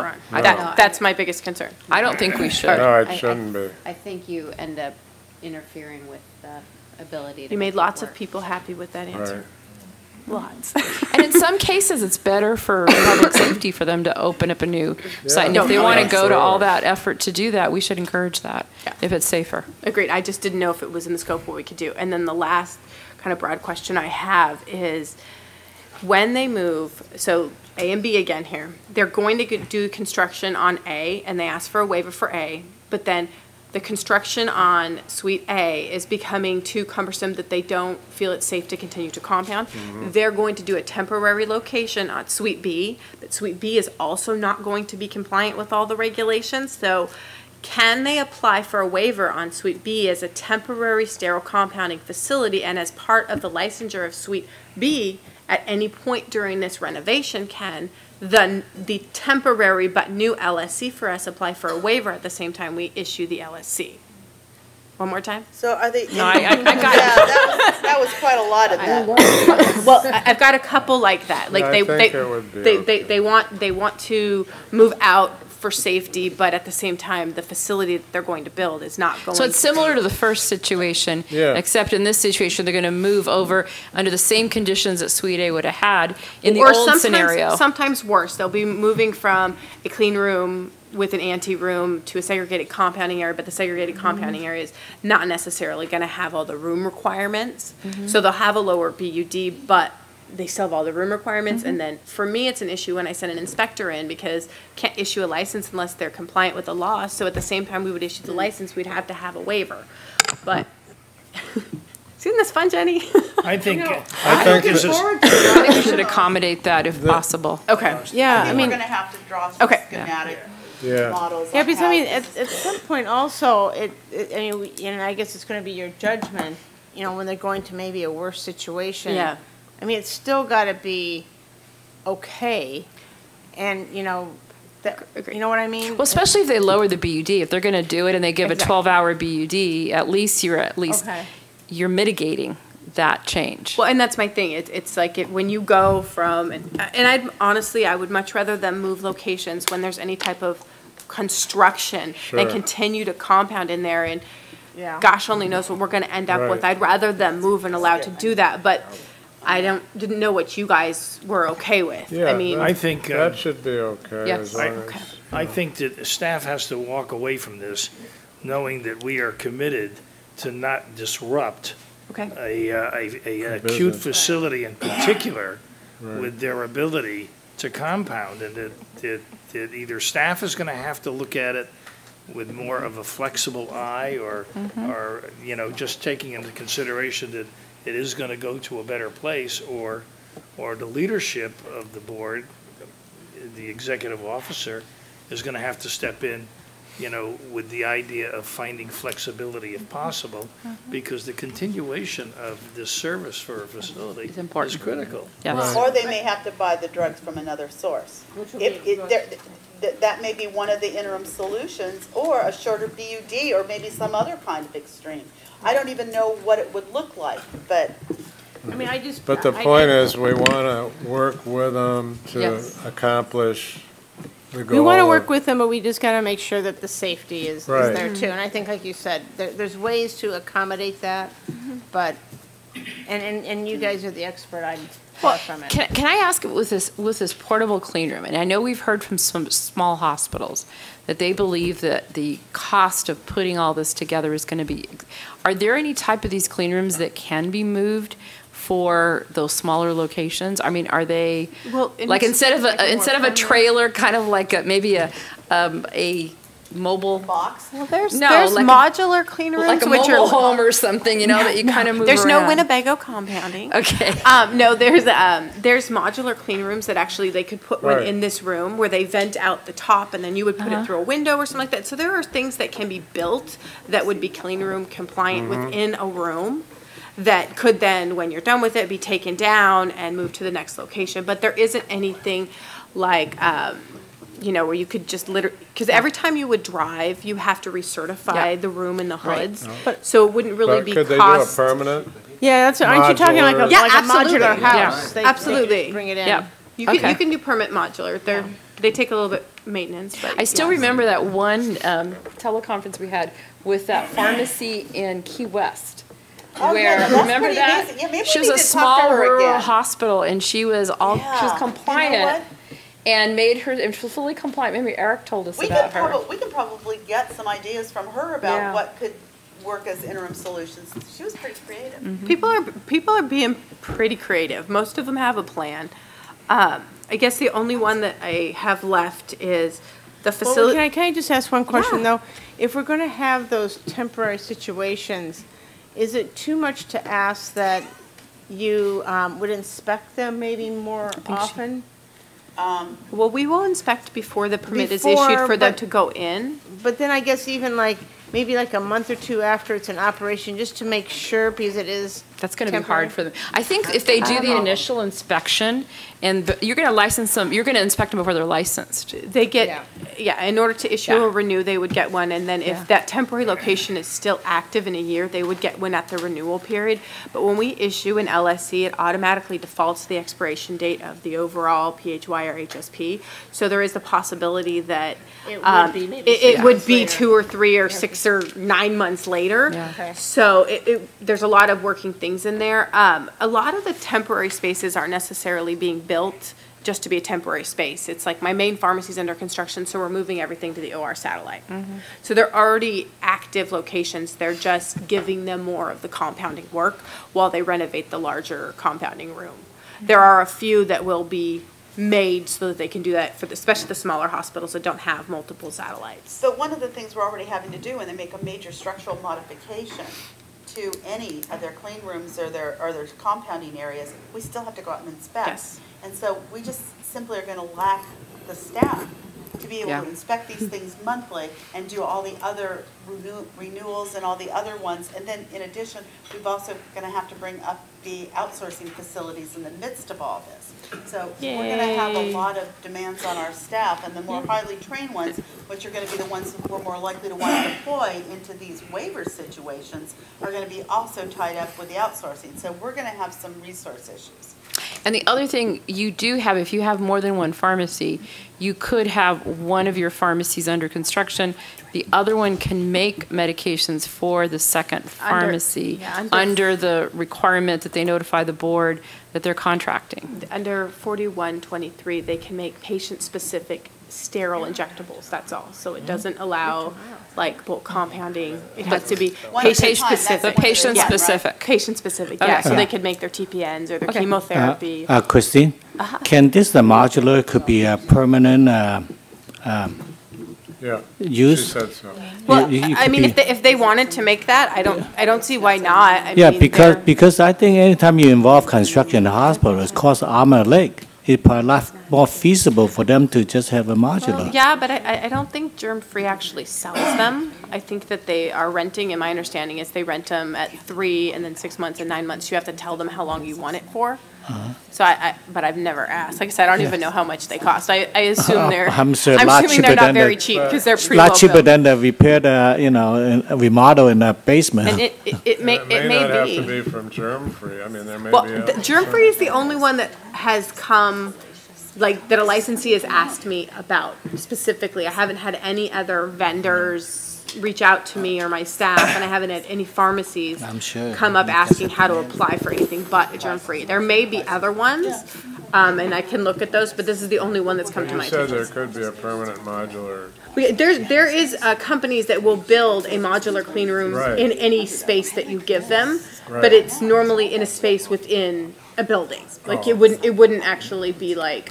Wouldn't be like a standalone outside. I have, modular well, thing. I guess if you wanted to put in like a, like they do on like schools, you put a modular building, then you Yeah. put your clean room in that. I suppose Could they do it. could. Sorry. Any other We digress. questions, Christine? No, so, my direction is Jenny and I are to pair and figure this out on our plane ride home, right? So the board, I Oh, would we need to recommend vote. that the board actually make a motion to delegate this authority to the executive officer with the input from her staff. So moved. And then to the extent. I think actually Stan had actually made that earlier. I think he did everything but use the Second. word motion. So yes, he did an excellent job of describing it. So if Do you want to make the motion, Stan? Is it what I said earlier, to Okay, let's delegate give him staff? give him the microphone. Okay. Yeah, give me the microphone, for God's sake. I gotta separate you two. So are you referring to me suggesting or making a motion that we delegate this authority to staff and give them parameters when necessary, and that that board members act as an appeal committee or in the event that the licensees ask for appeal of staff's decision. Right. And we have to have a publicly noticed Well, meeting. we'll be Alan and I will be the board members that will be involved in the review. So the board would be delegating the appeal, if you would, to Right, board to a members. committee formed by the Gutierrez president. and Yes, yes, thank you. Right. Thank you, Stan. Is there a Well, thank you. second on that Second. motion? Thank you, Greg. Thank you, Debbie. Any public comment? So unlike Brian Warren, California Pharmacists Association, unlike earlier, this is a set of regulations that our members have questions and confusion about. And so, as you all know, this is a lengthy, complex set of regulations. We have been trying, and we thank Dr. Acosta and board staff for, as well as board members, for their assistance in helping us ensure that we are giving our members with correct information, with up-to-date information to assist in their compliance. Last night, we released an online compliance kit for pharmacists that explains what the waiver process is, what it isn't, what can be, what a waiver could be applied for, what it cannot be applied for, et cetera. And I think soon the number of waiver requests that Dr. Acosta has received may balloon from 12 to 300. yeah, 300, several hundred. And I think that some of the discussion that's been up here today has been very helpful because I've myself spoken with a number of pharmacists who are looking at, you know, we have a couple of facilities. We are looking at creating a new satellite one where we'll centralize all of our compounding operations. However, they're also looking at, you know, what is the time, how is the board's licensing timeframe going to factor into our compliance timeframe? And one of the things that I think has come up is, I know that discussions about further delayed implementation have been pretty clear that the board is not interested in delaying this because of the consumer safety impact of the regulations on sterile compounding. However, there's also been a lot of discussion about how the non-sterile hazardous compounding regulations are in place mainly to protect pharmacists and other compounding personnel, which we support. We had actually, before those were in the regulations, we submitted public comments encouraging for greater protection for employees in the regulations. And given the likelihood of hundreds of waiver requests coming in, we think that it would be appropriate for the board to consider for the non-sterile hazardous only to either look into a 6-month extension or something to try to help pharmacies get everything in line, get a little more time to get everything in line so that they can either reduce the number of those waivers or so that those waivers are a lot more able, so the pharmacies have more time to get their construction plans in place so that they can submit a waiver request that I think is going to have a little more definitiveness in it to the board. You're suggesting two different timelines, one for sterile and one for non-sterile. Correct, because I mean, I think it's been clear that this board is not interested in extending any of the sterile regulations at all due to the consumer safety aspect. However, the way that the regulations are drafted, it's the non-sterile compounding that is the basic building block, and the sterile compounding builds upon it. So if we delay the non-sterile piece, the 1735 piece, what are we going to do the 1751? Because we now have just untied it from the very requirements that we're building 1751 on. Well, it's a major structural problem in terms of how those regs were developed. I think one thought I've had, because I know that obviously voting on a extension is not agendized here today, and I'm surprised that Laura hasn't jumped in and stopped me from talking yet, but guide us. She was thinking about it. I was seeing what I could get away with. But I think that one thing that perhaps the board could do is give some type of direction to staff that for pharmacies that do not have a sterile compounding license, so they do not have the LSC, they are asking for a waiver of the requirements in the 1735. 0.6. Yes. 0.6. Thank you. That those be given an exceptional amount of leniency or something so that pharmacies that are doing only non-sterile hazardous compounding, and in particular that may that I think especially the non-anti-neoplastic, that for a good amount of time did not think these regulations applied to them for complicated reasons, and that we're planning on complying with these regulations due to the USP 800, but this is kind of hitting them like a train. And if the board is not granting a blanket extension for those pharmacies, perhaps some direction to staff in reviewing the waiver requests, almost, a greater latitude for granting extensions for the waiver request to those pharmacies. Just so you know, 4 of the 12 that I have do not have LSCs attached. So they are They're exactly non-sterile. what So he's about speaking of. 1/3, So you're talking about like hormone products, 4 out of 12. What are the I think primarily, yes, Dr. hormone Gutierrez. products, and they don't have the ability to vent. Is that the Correct, issue? and because we've definitely spoken with a number of pharmacists who are in facilities where they don't own it, their landlord is not going to allow them to punch a hole in the roof or the wall. They're having to relocate. Sometimes they're wanting to relocate because they're saying this is a good opportunity to just get our operations all compliant with USP 800 and everything. But there's timeline associated with that. Sometimes it's, I think a lot of them are in the situation that Dr. Acosta was describing, where we're relocating, the lease starts in middle of next year. We've already started contracting with architects to design something for the space that we've actually generated or organized a lease for. Can I There's provide an example. Waiver that we received on 10/20 just said we need to construct external ventilation for the current HD room within the compounding log. So I replied back and I said I need more information. On the 21st I received, we have to construct external venting for the PEC and the segregated, so the room and the hood need to be vented. Our building owner had opposed this initially. Current hazardous room, at least for a year, even though USP 800 is coming. As I explained in the application, we are engaged in current discussions with the building owner for California's upcoming laws, but no agreement has been reached yet. Therefore, we are also open to the possibility of relocating, which can't happen until August 2016 or 2017. So that's just an example of kind of like what he's talking about. They're not doing construction. And this is anti-neoplastic This and non-sterile. This is hazardous, non-sterile compound. So it's drugs that the PIC has identified as hazardous I from don't know that. NIOSH. I don't know if Because in our doing- regs, that's what the requirement says, But right? they could be doing non-sterile chemotherapy compounding. I thought I heard him say they're not anti-neoplastics. I would say most of them aren't, but in the particular sample I'm giving you, I don't know. What is Correct. your non-sterile chemo? So they're doing hazardous, non-sterile compounding. Okay. Most of them, it's going to be the hormones that they're going to fall into this, but this particular example that I read you, I don't really know what they're doing. She defines it as hazardous. And I think that's what I was saying, is that the majority of these are hormones, but unlike with sterile versus non-sterile, the board doesn't have a special permit for the anti-neoplastic versus non-anti-neoplastic hazardous.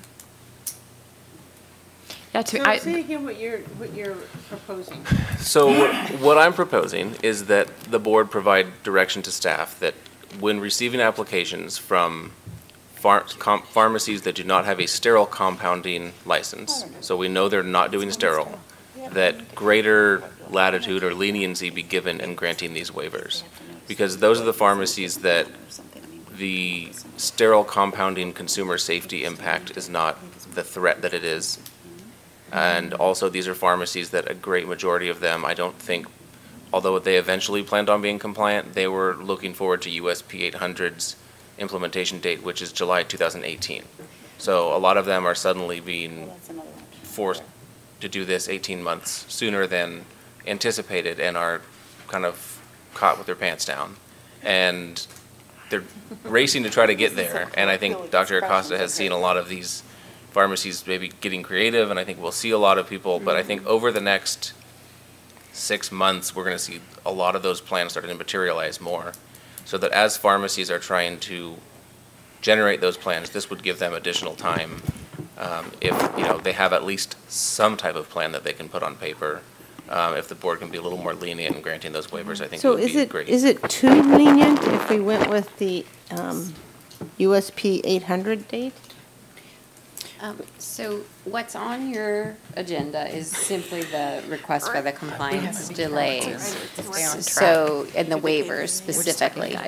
So. But we can talk about guidance on waivers. Yeah, so I guess as far as You can talk the- about guidance on waivers. I would offer that in response, my recommendation would be against giving blanket leniency type language. On a case-by-case basis. We specifically adopted this reg that it would be done on a case-by-case basis, and my, I think a more of a common sense response is that those kinds of things, whether or not it was a sterile environment or not, would probably factor into the decision-making that's going to be happening to determine whether or not the waiver is reasonable. Because you're going to be looking at each situation specifically. Whoever's reviewing these requests is going to be making a decision. And I hear what you're saying, but I'm hesitant to broad brush anything with leniency, because now all of a sudden you have a new standard that's, well, this is more lenient than that, and then you have Well, then it's kind of starting to sound like an underground reg by the time we get to that spot, because we've actually got standards that we're applying that isn't really on a case-by-case basis. So we can give them a guidance, we can give them guidance, though, that the focus should be on the patient safety aspect. And that is certainly something Or how they're gonna that provide would be for the taken into account, I would imagine, in making such decisions. So if I kind of understand the guidance that you provide me for the sterile, as far as can we possibly approve a waiver if the facility is not under construction, the guidance you provided to me, and correct me if I'm wrong, is if there's a reasonable time frame.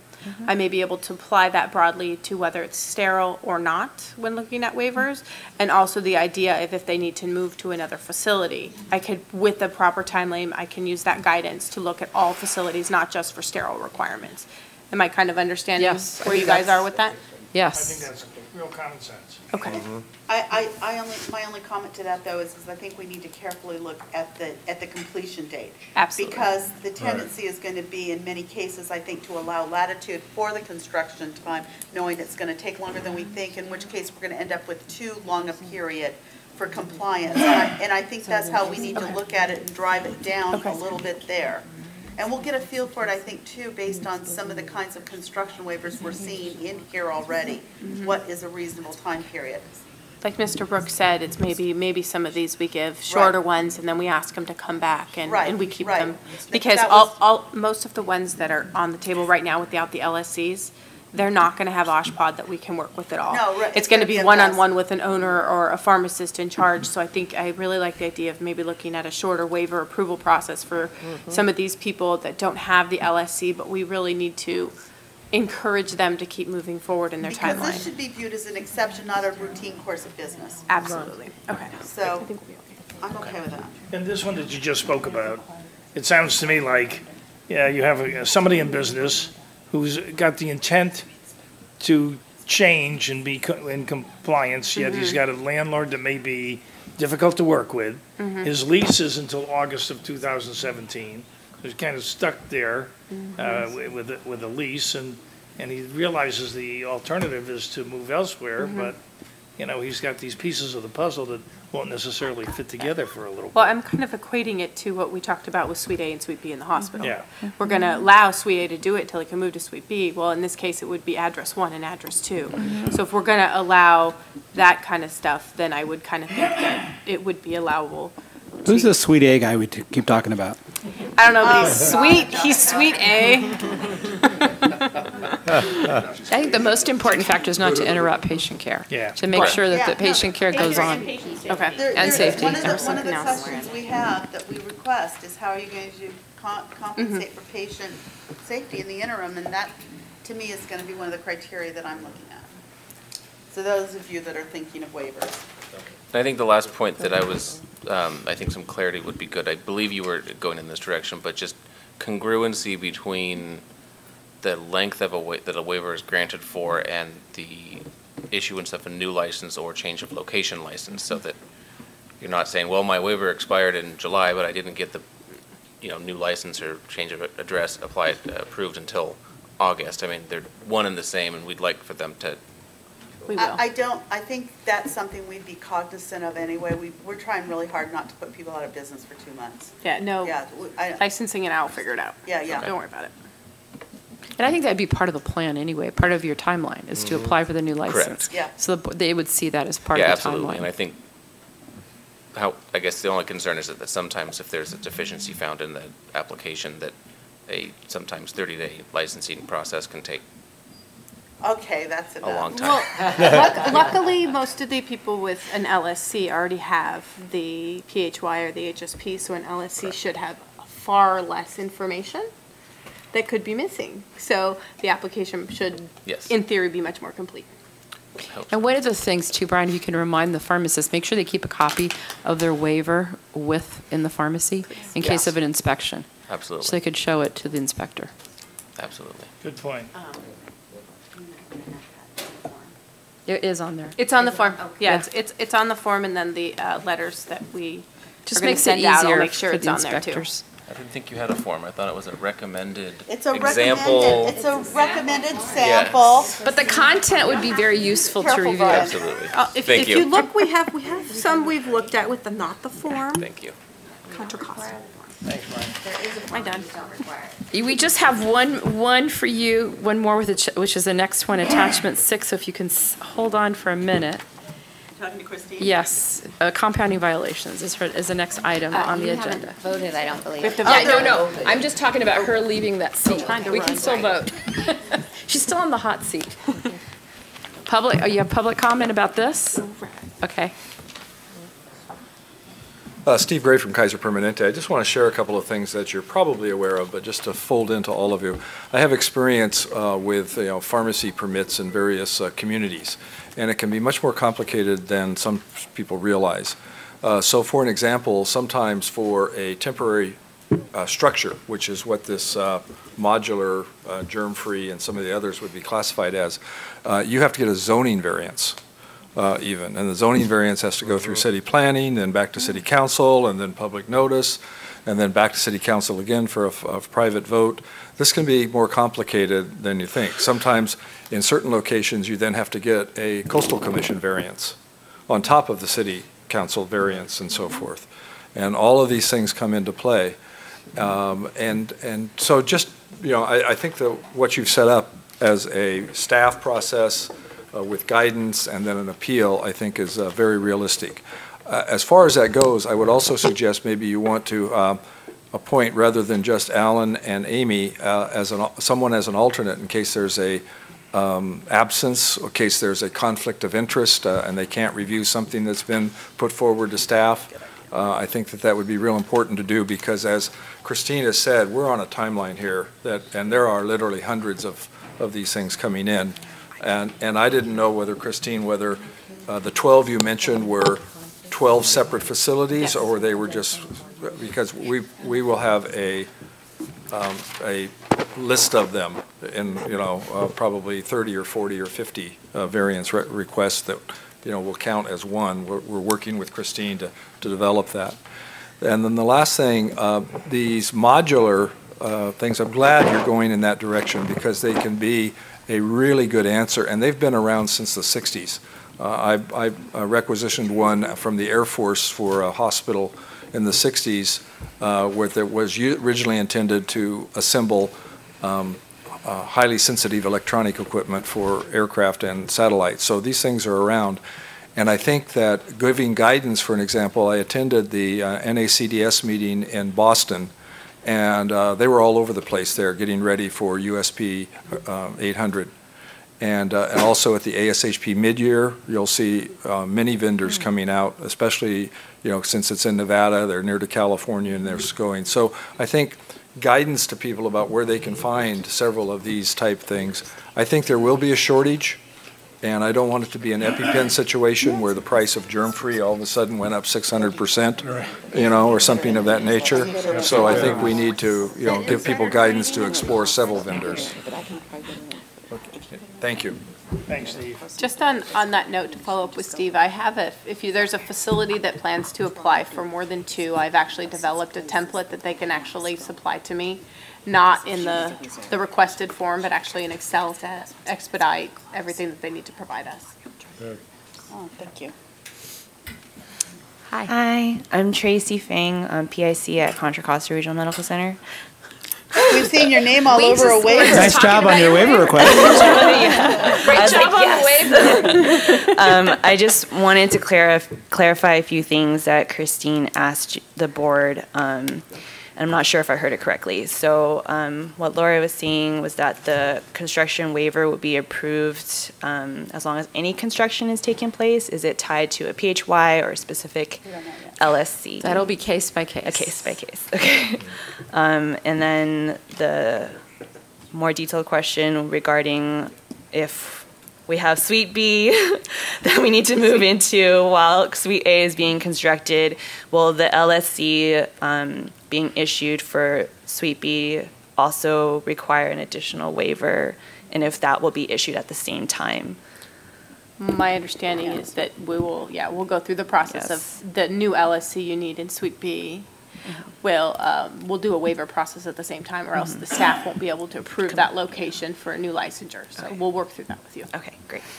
And then I know we submitted a very detailed timeline. If for whatever reason, we need CDPH approval or there's delays in constructions, is it the board's expectation for the pharmacy to submit an addendum to the waiver request? And that's a good point. We're probably going to have to talk about that once we get through this first route.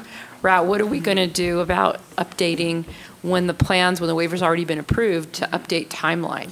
So maybe we can agendize that for the enforcement committee to talk about. What I've already been doing, and just as a thought, is the compounding waivers email. I actually have each facility has a folder, and then actually in our public files, each facility has a folder. So I already have everything set up for any communications that PIC Fang and I have already had. They're all saved. They're all permanently in the record. So anything that keeps going on, I'll just keep memorializing. I think Laura looks like she wants to say something. I would just say, it's up to you if you want to have it be a specific form, but I don't see any prohibition on submitting an addendum or an amended A request to extend the waiver? Yeah, I don't know that you need to have. I think we want to know, or else we're dealing with outdated information. As you know, something has changed. But I think what she's saying is it just could be a simple notification. No, that's what I would say. Can't you just I don't email think me? It needs to come back to the board, but I do think you can say, from the standpoint of the process. Let's work that out and see how many timelines we've got that kind of adjust, which we think is going to happen anyway. But otherwise, we're going to be bound up in minutia and not look at the big. Why don't you think about it and then come up with what you think is going to work? Another option might be to approve with the, not only are you going to keep a copy, but also you're going to provide updates. But if you know your timeline is slipping, I think it's better for us to know. Right. And because otherwise you're going to forget you told us. And Christine's got it set up so it's low maintenance for her, it sounds like.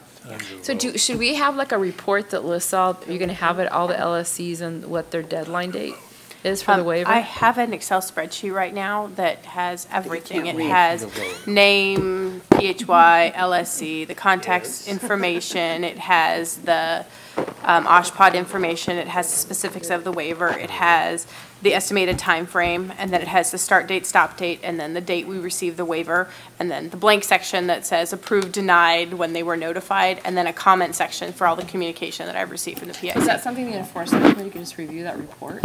Well, it's going to be hard to read. I can show you what it looks like when it's blown up, and it's very. I think we could maybe strike out some of that and just do the license number, the date that the waiver was approved, and the time. whether or not it's the date that it's approved through, and are they on target? Perfect. Like Absolutely. 5 columns. Yep. But Christine's got it set up in pretty low maintenance fashion, which is what kind of we need. Yeah. Excuse me. So call Give for my the best vote. to Shade. Call for the vote. All right, can we call for the vote? Just to remind us again, the vote is to delegate this to staff and then have the president assign a committee, which will give us the flexibility for alternates. Which will give for appeal. appeals. Okay. Right. All right. Any other public comment? All in favor?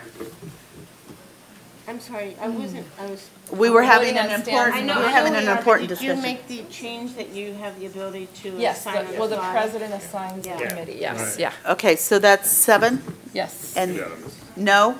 No, there's no. Unanimous. No. Did you vote, Cheryl? Okay, I'm sorry, I didn't see your hand up. Yeah. Okay. And thank you, Christine, for all the work you're doing on this. I know it's a lot of work. So appreciate the. Look how happy she is, though. Oh, yeah. I did, by the way, I went to a presentation by Pat Kinley on USP 800, and she said there are some things in our regs we may want to modify to be more consistent, but we'll take a look at that. I think they ought to make USP more consistent. Yes. Well, I think there's some That's it requirements exactly. in Wait a minute USP here. 800 that you can manufacture the 12-hour BUD in a non-ISO room, and that we may not allow that in our regs. We'll talk offline. Yeah. Okay. Item B, discussion and consideration of statistics on compounding violations identified by the board. At the committee meeting, Supervising Inspector Acosta provided a review of compounding violation. It's in attachment 6. The majority of licensees don't always complete the self-assessment form, and the violation often occurs with new pharmacies or a new PIC that fails to complete within 30 days. Another frequent violation is not having a master formula, and some of that we address in the script in terms of some tips for maintaining. And a discussion of room requirement violations revealed many licensees are not compliant with regulations with respect to compounding room requirements. So the board inspectors are doing a tremendous amount of education, and having had 4 hospitals recently certified, I can tell you that I believe that's very true. I was really impressed with the inspectors and all of the work that they're doing to educate the licensees on the upcoming requirements. So I'm seeing that actively. I have a question. Yes. I think it's page 3 of your PowerPoint. It's entitled Number of LSCs Issued. And so it has tannish is non-sterile, I think, issued. LSC is licensed sterile issued. And then gray is total. So is total the ones that are both? Jenny will have to analyze for it. I don't have What's it the in front of me. heading on the slide? It says number of LSCs issued. Okay, so you've got, So I think they're different. If you look on the right-hand side, there should be a. there is, but the total issue doesn't make sense. Yeah. Oh, okay. Oh. You want to come up here and see it from? Oh, of course. They don't add up, is what you're saying? No, because the total issued should be greater than the other, should be the sum of all 3 Yeah, I mean, total should be the bars. whole column, right? Yeah, I don't know. It's. Yeah, it must have formatted differently when we. Yeah, Okay. Yeah, I don't know. So you should probably just look at the numbers. Look at the total at the top, it's the total issue. Okay. Because the both would be the blue. Wouldn't the both be, well, that doesn't make sense, though. Yeah, it doesn't make sense. I don't know. Okay. Fix your data, Christie. I'm sorry. You almost spent your time. So Dr. Acosta confirmed at the meeting that inspection is required each time a permit is issued or renewed, and the board is attempting to complete a full hospital inspection every 2 years. So the places that have sterile compounding licenses are probably getting more inspected, I'm assuming, than the pharmacies that do not have a sterile compounding license. Well, it all depends on if the locations have complaints. They get complaints, Well, they get more. I mean, barring the complaints. Yeah, barring the Then they would, complaints. absolutely. Okay. Yeah. And then Ms. Harold confirmed that our goal is to inspect all pharmacies every 4 years. That is our goal. It's becoming elusive, but that's our goal. So any board member comments or questions on the sterile compounding violation statistics in attachment 6? Any public comments? And Amy? Yes. On those every 4-year inspection, I'd like to emphasize a little more educational instead of gotcha inspection. That's what the purpose of those are. Those are routine inspections, and they're viewed as compliance. It doesn't mean that we're not going to identify violations and do an investigation based on something if we find it, but the focus will be aimed at compliance inspections. And Albert, I've seen, as I was saying, I've seen actually from the inspections we've had on the sterile compounding that the inspectors are doing a lot of education and interacting more with the PIC and trying to work together to collaborate to improve compliance. The bottom line is the consumer safety. As long as we accomplish that, that's what we want. It doesn't have to be monetary or penalty. Okay, item C is discussion and consideration of the FAQs on sterile compounding. There is a revised list, and thanks to Josh and Desiree for going over that with us. And there's a revised compounding FAQ, and Alan and I reviewed it along with Christine. And are we set to go on this? It's actually already It's live online? on the web. Oh, great. It was Okay. added as an attachment to the meeting minutes this morning, and I verified it's up there. Perfect. And this can be a document we can update as Right. more FAQs come up. And do you want it to continue to update, or do you want to do like FAQs 2 or something, just because it took so much to get that one done? Let's just add to the back. Just add to the add back. to the back, okay. Let's Just keep put the adding them. update Yeah. date, just put Yeah. updated and add them on the back. Otherwise, it's too hard to tell what you're looking at. I think we need to just keep, Okay, and yeah, thanks for all the work on that, because that I think will be helpful, and it'll achieve what Brian had asked for in terms of communication with some of the stakeholders. He looks Any- unconvinced. So you have FAQs now, Brian, posted. Are there any board comments on the FAQs? Any public comments? Okay. D, consideration and discussion of frequently asked questions about venting. And the questions regarding venting are addressed in the FAQs, right? So we did address that. Okay, There may item. still be a couple left. Item E, articles in the news, including discussion and consideration of fraud concerns grow as spending on handmade compound in drugstore. When you get a chance, take a look at attachment 8, which is the July 17, 2016 edition of the Washington Post. And this reports government spending on compounded drugs under Part D rose 56% over the last year, with topical creams and gels among the costliest products. Okay, thank you, Christine, again, for all the work you're doing on this. Thank you. Thank you very much. And thank you, Jenny. All right, that concludes the compounding committee report. Can we take a 10-minute break? And then we'll move on to the Org development. Org development. Okay.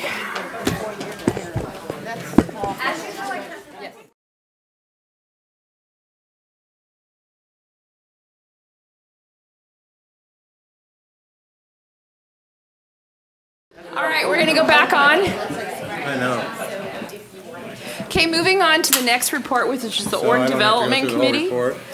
Debbie Veal and I are on this. First item is budget update and report. There's a copy of our fiscal year 2015-16 final budget report. The fiscal year ended on June 30th. The final numbers were not available for the July board meeting. So the budget charts detailing the preliminary revenue and expenditure information for this fiscal year are provided in attachment 1. So out of our revenue, 84% of our revenue is in license fees, 11% on site and fine. The board has expended almost 21 million and has taken in 19.8 million in fiscal year 2015-16. Any questions from the board members regarding the final budget report? Any public comment? Moving on to fund condition report, which is attachment 2.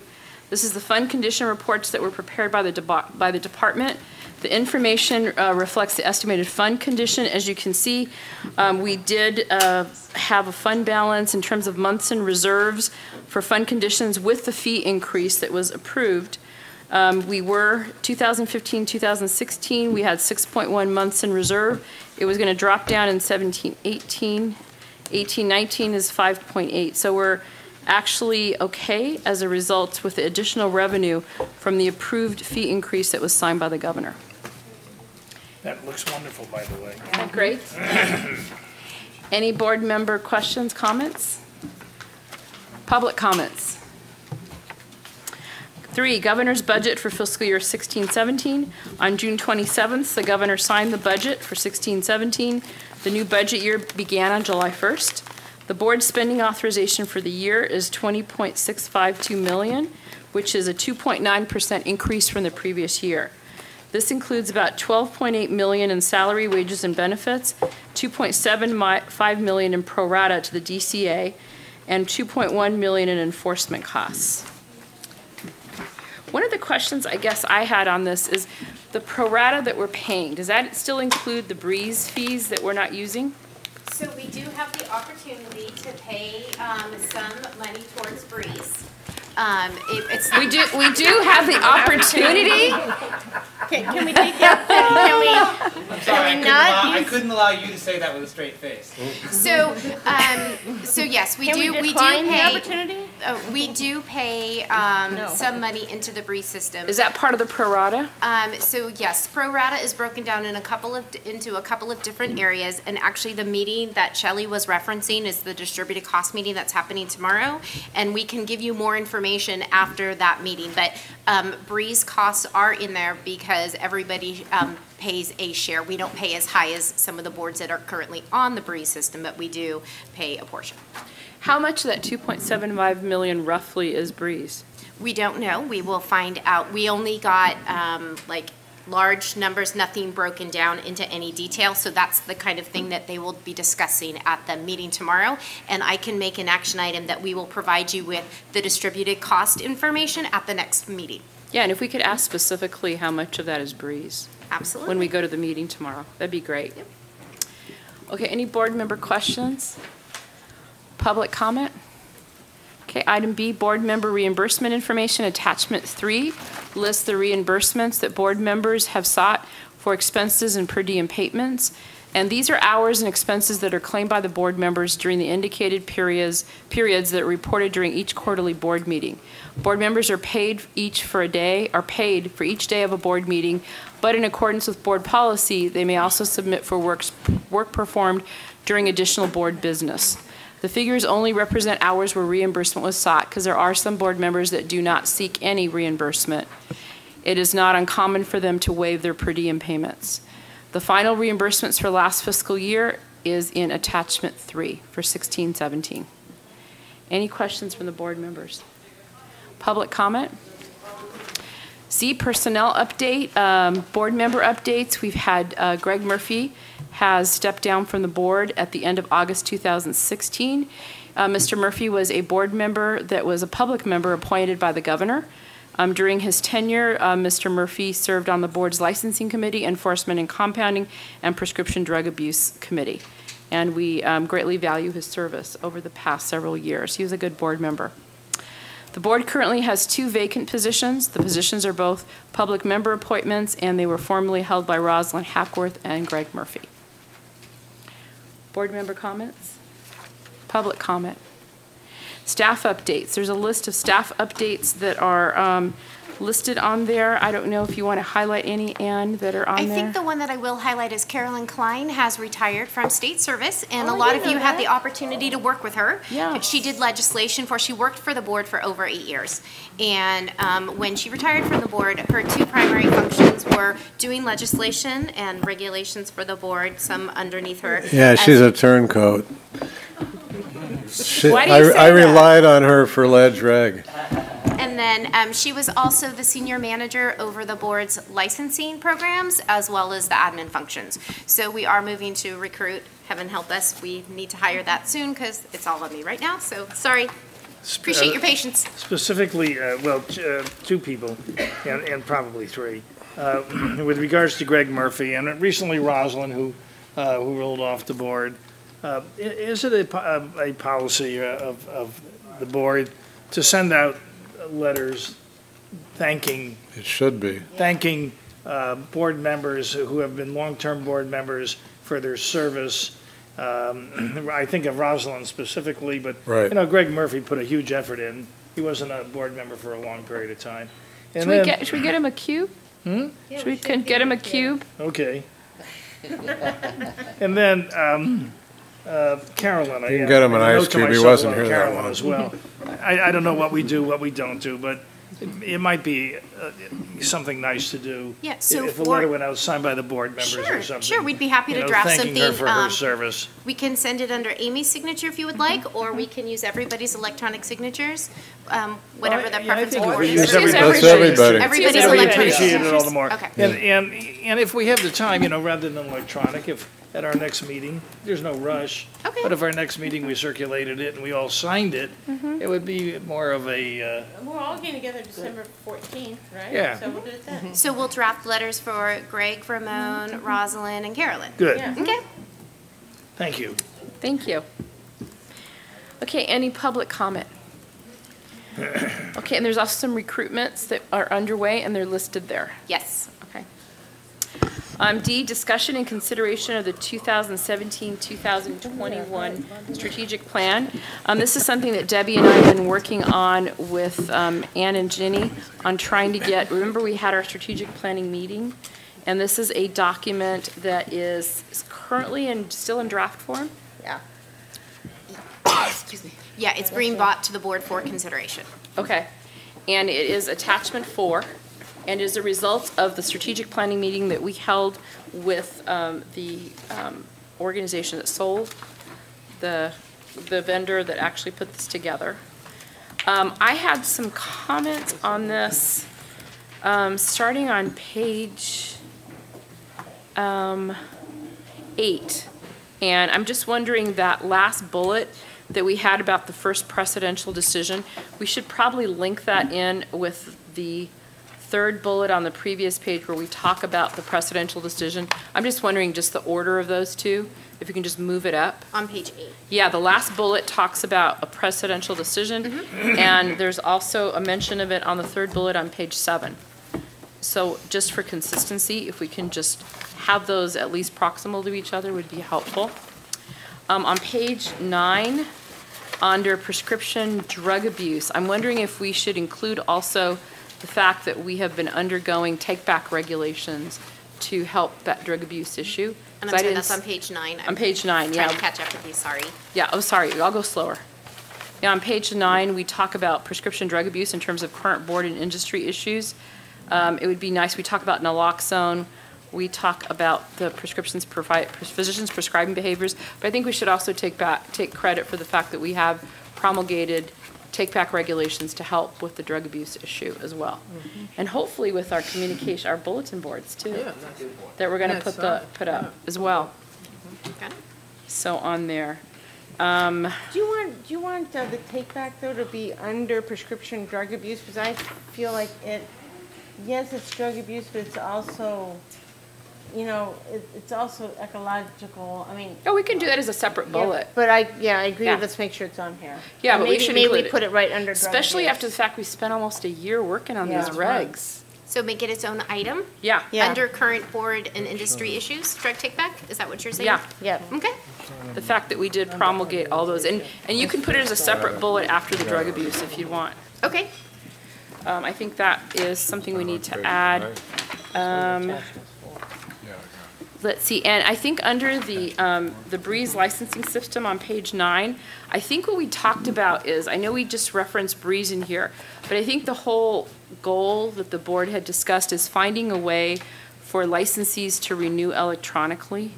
Not just, it may not be through Breeze, it may be through another option, but perhaps make this a little more generic than just Breeze. Yep, we But can. identifying another way of renewing your license. Okay, so do you want it specific to a new licensing system, or do you want it focused on automation specific to renewing a license? I would just Because I say- can just make it more general Yeah. in terms, okay. Perfect, and then you can talk about the Breeze history, but then I think we need to put on here, because one of the goals we discussed was identify a way to facilitate license renewal in an electronic fashion. Yep.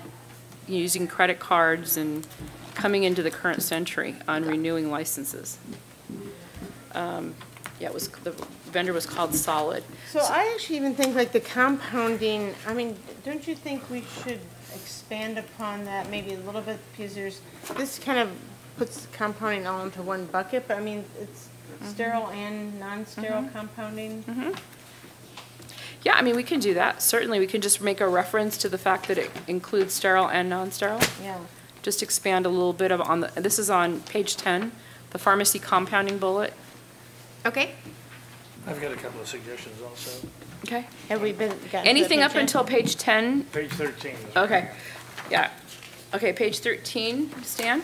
On page 13, under mission, Yes. the Board of Pharmacy protects, promotes the health and safety of Californians by pursuing the highest quality of pharmacist care and the appropriate use of pharmaceuticals through education, communication, licensing, legislation, regulation, and enforcement, and patient advocacy. Okay, so maybe put a comma after, remove and move it to after enforcement and patient advocacy. I mean, it seems an appropriate. Shouldn't that be the first bullet, the first Well, thing? Wherever, but we ought to mention patient advocacy or I agree. consumer advocacy or. So we're going to update the mission to include. So the only thing I will say is during our strategic planning meeting, we specifically said that we were going to be happy with the mission statement and we weren't going to try to change it. Okay. Ruiner. We all said that? What'd you call me? Ruiner. I mean, because remember we decided that we could either spend time fine tuning the mission statement or we could spend time on strategy and voting. I mean, I'm just. Well, whatever. I think that something that we ought to let everybody know we are, is advocates for the consumer, the California consumer. And so, but I mean, I'm flexible. But we do say we It's a promote, suggestion. we protect and promote the health and safety of Californians at the very beginning. Okay, but I don't know if that's advocacy. Should we say promotes and advocates for the health and safety of Californians by pursuing the highest quality and move on from there? Would that be okay? Yeah, I think yeah. that sounds good. That's better. Promotes and advocates for. Okay, and then on page 15, I like that. Okay. 1.7, You want to add another one? yeah. Okay. Look for opportunities to broaden the scope of practice for licensees that will enhance professional services and information to the public. To broaden opportunities to broaden the scope. Scope of practice. May I just say that those words are hot button words? Yes, I but agree. you give us a little bit of liberty in Yes. finessing to not use scope of practice? Yes. Is that okay? Right. Well, what I'm thinking of is Professional what we did, practice. We were Expand involved professional with practice. the expansion of the scope of practice with 493. And, I mean, if it's a hot button, Can we and say are- like expand professional practice, Stan? Sure. Or look for opportunities Yeah. or something? Good. Yeah, that's Because with techs and pharmacists, we are looking to. right. Okay. I mean, that's a suggestion. It's one guy, thought that I think it's a good he one. was in the middle of his last glass of wine, probably. That's a good one, Stan. Last glass? That was my first, also. Oh, yeah. Okay, that's it for me. Okay, I have on page 18, when we talk in communication and public ed, 4.4. So is educate licensees about the board's regulation by publishing summaries. Is that communication and public ed, or is that ledge reg? Is that? Let's see. Well, I think About educating the board board's regulations, license about the board regulations is communication, public education, but I'm Yeah. not sure we publish summaries. Yeah, because I think the ledge reg committee does that. I think that maybe this is speaking to us doing, updating our website, including things in the newsletter and making sure that we're capturing Yeah, them I think this is the there. education It component is? of it. Okay, so that's something we probably want to add, okay. But And- I'm thinking we might want to, I mean, I think to your point, I think we kind of want to smooth this out because, it's not only publishing newly issued regulations, but it's also Maybe it's the same thing. implementation. Summaries of- Implementation guidance Yeah, on newly that would be better. released Informing- regulations. Informing of. Yeah. education. Provide implementation guidance. Yeah, on newly released regulations. Yeah, Does that sound okay? Yeah, that sounds better. that's okay. And then for org development, I wanted to add another one on evaluate options for improvement of renewal licensing process. I had some thoughts about org development also. Well, also, do we want, actually, going back, we haven't hit enforcement, or we did hit enforcement? We did. Did you have one for? Do we have our cures thing in there? Implement. Nationwide cures. Oh, yeah. Investigate options for interoperability with National Cure System? Yes. Okay, Or PDMP system? Yeah. okay, and you want that under enforcement? Yeah. Okay, So 2.7, so that's, okay. investigate options for national interoperability, with national PDMP system. And then, you know, ledge reg, we kind of talked about this, Greg, and I don't know about any legislation that is, kind of goes through ledge reg. You know how we were kind of having just like one meeting a year, and so not the ledge reg meeting this morning, but at the prior one, we talked about that that ledge reg should somehow be a filter for some of the regulations also. Right. I'm not sure if we really hit that. I mean, I don't know if you had a chance to look at. Do you want to add a new one? Let's go back. Develop a timely and effective process. I'm thinking, is this 3.2 achieve? Oh, there you go, let me see. I'm not sure that's ledge reg, Develop timely and effective 3.2. process to choose the work of the boards, committees, and work. Well, I think that what if I'm remembering what 3.2's goal was to kind of keep it as a general statement, but really, once the work of a committee is done and the board approves it, then ledge reg is shepherding it through the process, whether it's a regulation or legislation, and I think that that's what 3.2 was intended to do. But it doesn't say it. Was to serve as the shepherding to make sure that things don't languish and they do move forward and everything else. So we can refine 3.2 or we can create a new 3.5. So maybe we can refine it. Let's Instead of the refine boards, 3.2. instead of achieves the work of the boards, committees, isn't it? Yeah, Regulatory focus yeah. on regulatory I issues. like the shepherding part of it that you said. Thank you. On regulatory Well, some issues. sheep are cute. And legislation, right? Yeah, and legislation, because right now it's just too global. Yeah. Okay. I think that's a good call, Debbie. Okay, Yes. org development? Okay, org development. This is just suggestions, take them, don't take them, whatever you. So but it's 5.8. Thoughts that I have to include in the organizational development bullet points. Do we have 5.7? Yeah, which was evaluate options for improvement of online license renewal. Got it. Okay. Okay. 5.8. Well, not necessarily, Okay. but I've got a few of them. If any of them seem like they would be worthwhile, then that's fine. If not, there's no real pride of authorship here. Review staffing needs. So that's the board staff. Right. Yeah, I think that's good. Reviews, I think it's beyond that. I think to review the staffing needs and organization or. Okay, well, let me continue and then you Okay. can. But that's part Secondly, of the committee function, right? Review budget and, review budget, revenue and expense, and reserve fund. Review and augment operational issues and needs. Act as a conduit for board issues relating to staff and for staff issues relating to board.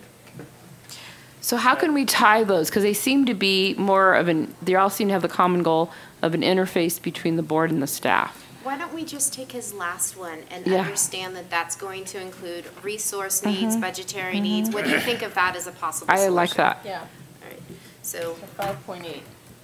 and you'll give me the language later. Yeah, here. Have it all. He'll literally hand it to you. Are there any other changes that are recommended by the board members? Well, you know what I missed, there's like a little org chart in here. Yeah. It had the number of. I saw that too. And I didn't know, okay, it's actually on page. Do we need to list the number, Ann, of the people? Because sometimes that fluctuates. Yeah. It says 50 or something, doesn't it? Depending on our board. Do you mind just telling me what page you're on? Page 10. Okay. I don't know why every time. I have page 6 of here. Page 6 has the org chart, and it has licensing committee, 6 board members.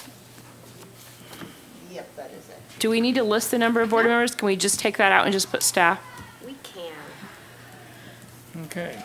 Because that will fluctuate depending on who's on the board. And even like competency committee, it's not always 2, like we're kind of rotating Yep, now. right. So we take that out. The only thing I'd put on org development committee would be president and vice president. Instead, yeah, instead of 2 board members. Yeah. The titles. Yep.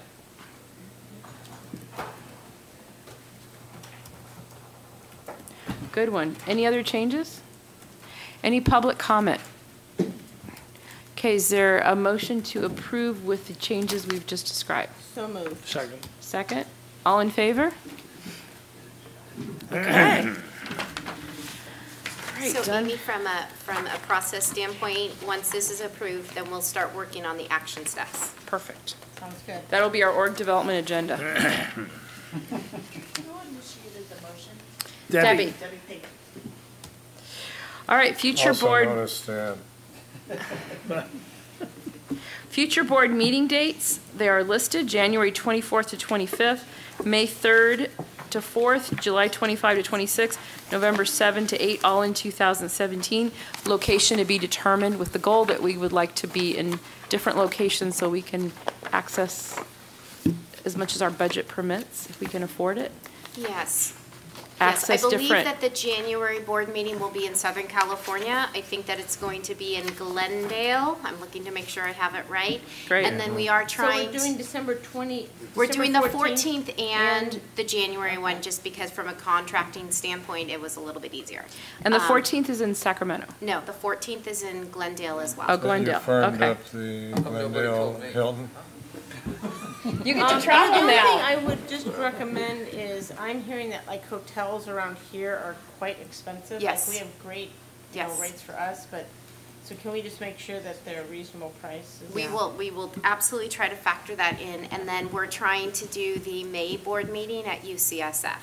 We're trying cool. to do that. We're not sure Oh, whether or not great. that's gonna be finalized, so we don't know yet, but we're gonna try to do it there. So Cat Keevan? Keithan, you working on that, yeah. Yes. So that's why I tried. That's great. Can we make sure they increase their scores on the test before But we you're saying go that there? that's Tell your May, wife, and she- then June and November will both be Sacramento? Definitely one will be Sacramento, and then we try to alternate between the north and the south, so we may go south one more time. It will kind of depend on where our budget is, to be perfectly candid.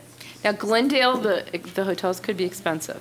Well, that's the So- Glendale Hilton that they're working on. Yeah.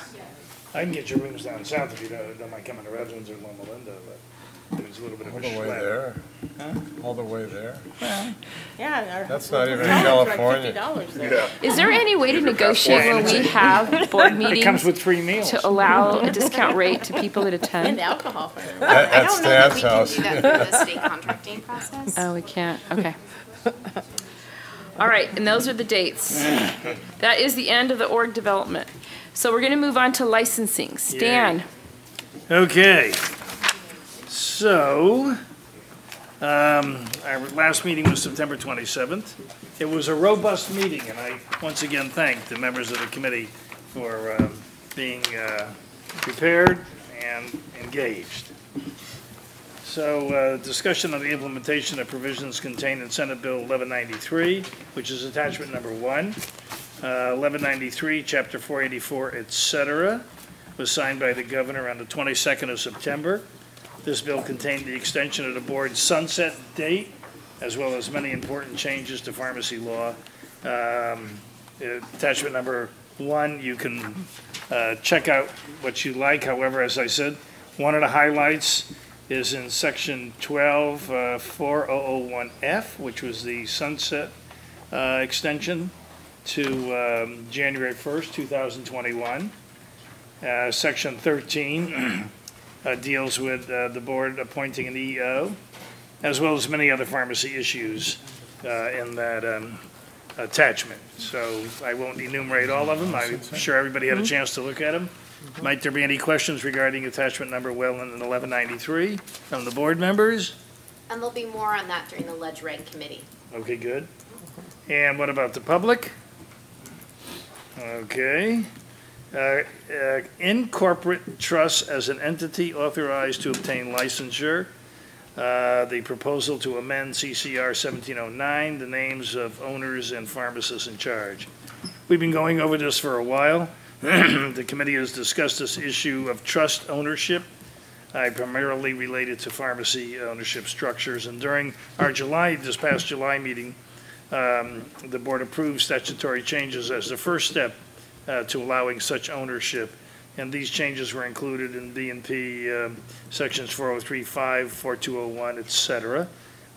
There have been some trusts that over the years do have ownership, but that was more of an oversight rather than a rule. And so we're memorializing how we want it done.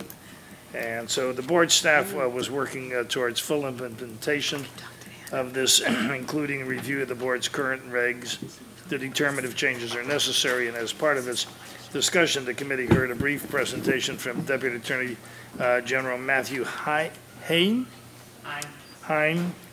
Did a very good job, very knowledgeable, as well as reviewed proposed regulation for changes in 1706 Title 16.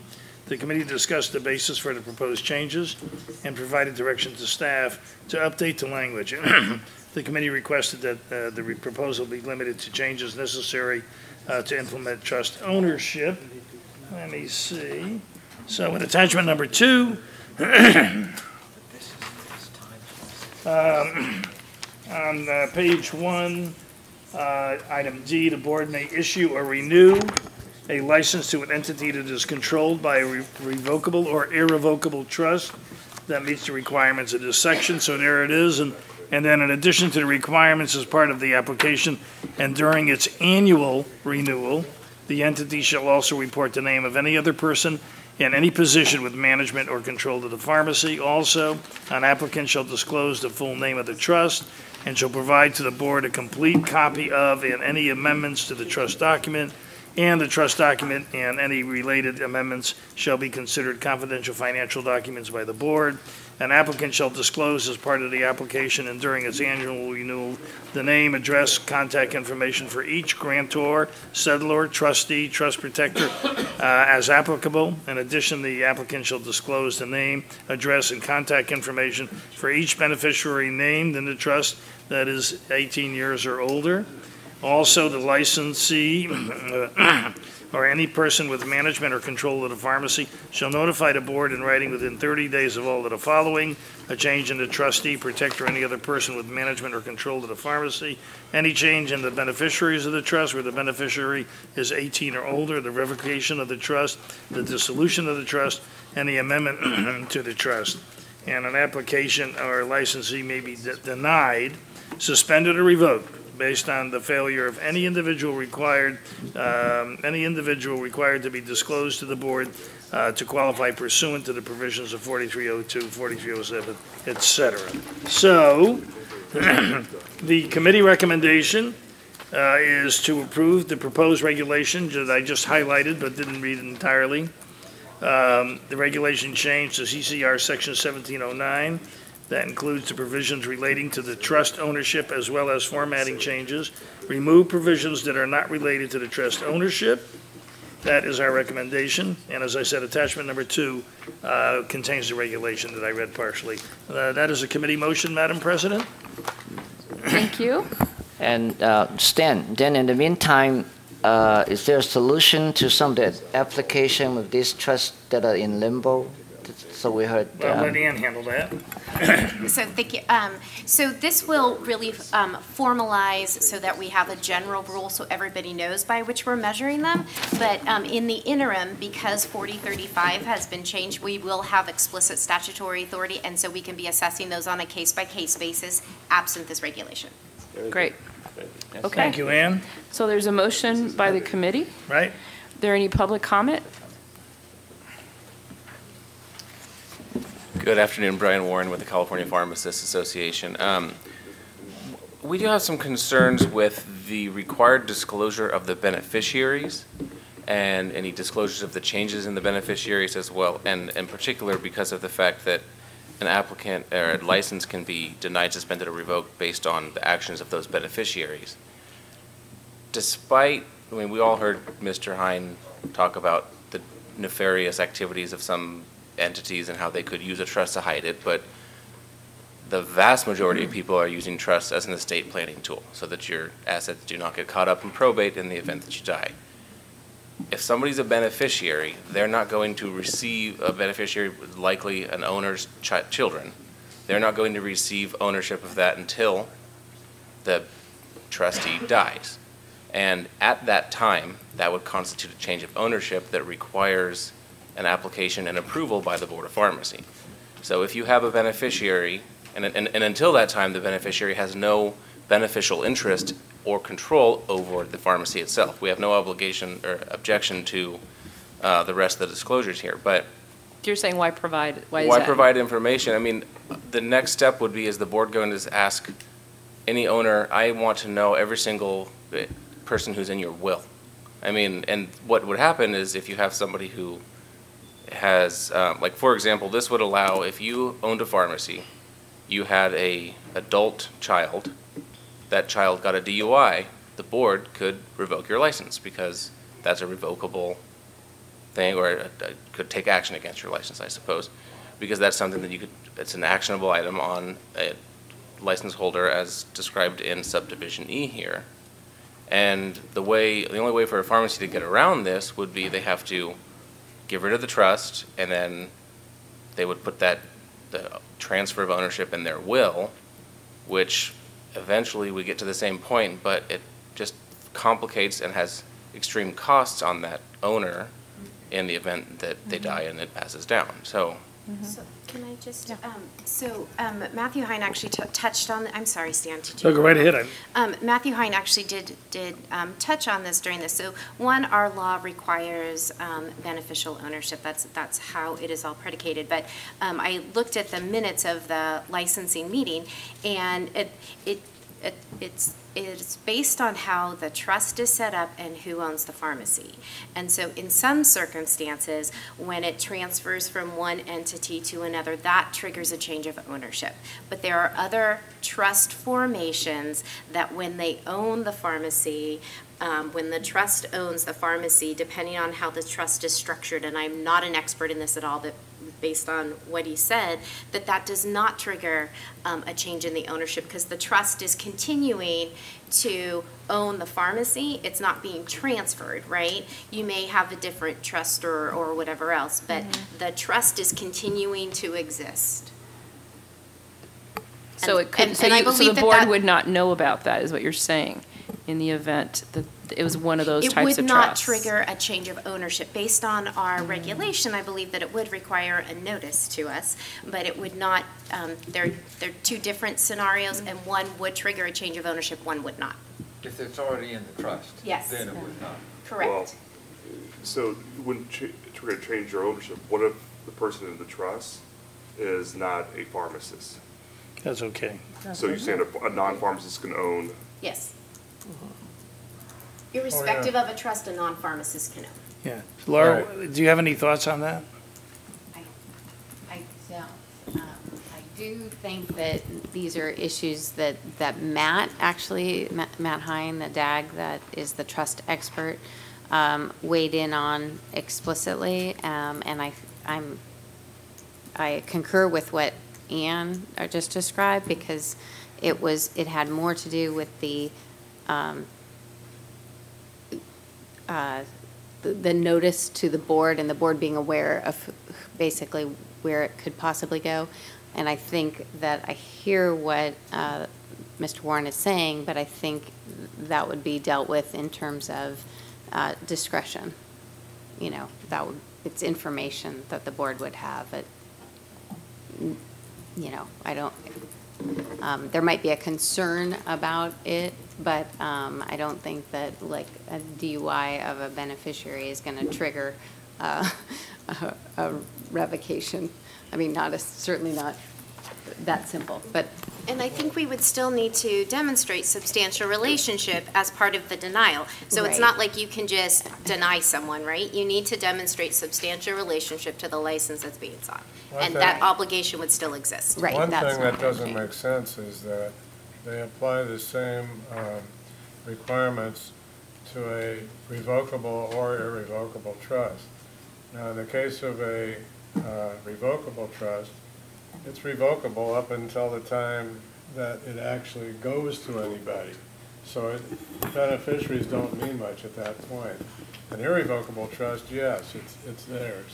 So it doesn't make sense if they treat them the same way. Doesn't a revocable trust become an irrevocable trust at the time of death of the... Irrevocable becomes revocable at the time. I'm sorry, revocable becomes irrevocable. Yeah, right. But if you start out as an irrevocable, then you cannot revoke that. So therefore, the ownership really has effectively transferred to the beneficiary at the time the trust was set up. Whereas in the case of the one that starts out as revocable, those properties don't transfer until such time as the person dies and it goes to the beneficiary, so they shouldn't be treated the same way. Well, except that I disagree slightly in the sense that you have to put yourself inside the mind of the nefarious persons that Mr. Hine identified.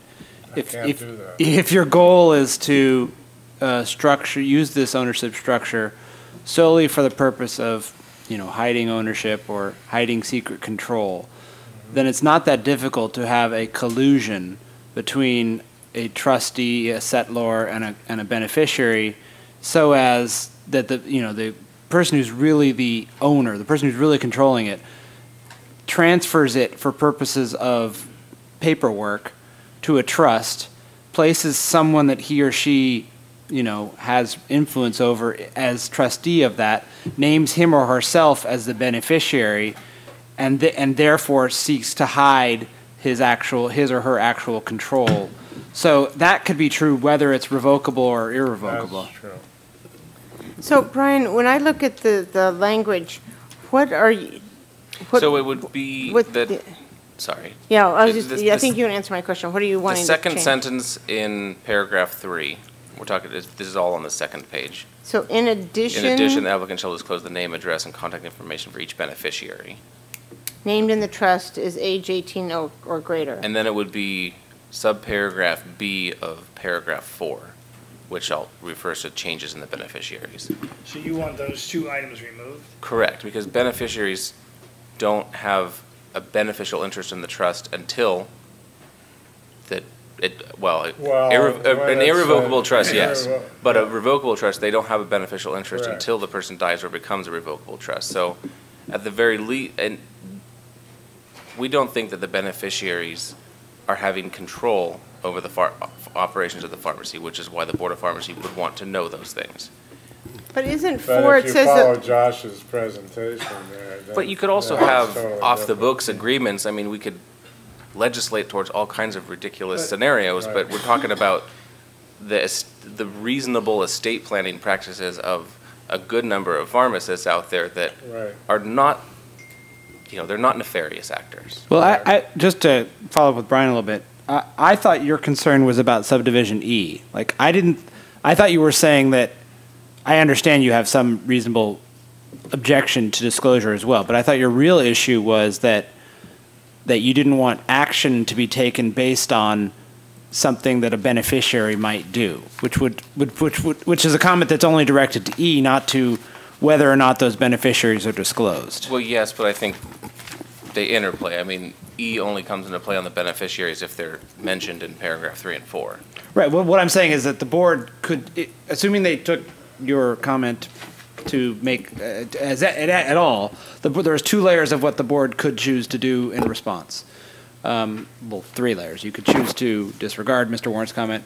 You could choose to require disclosure, but not take action based on something that a beneficiary does, or you could eliminate both of those. In other words, keep the disclosure, but get rid of the action, or get rid of both disclosure and action. So where's the action piece? Where's the action? The action's in E. Any amendment to the trust since the original? No, E. E. Little e. Oh, B.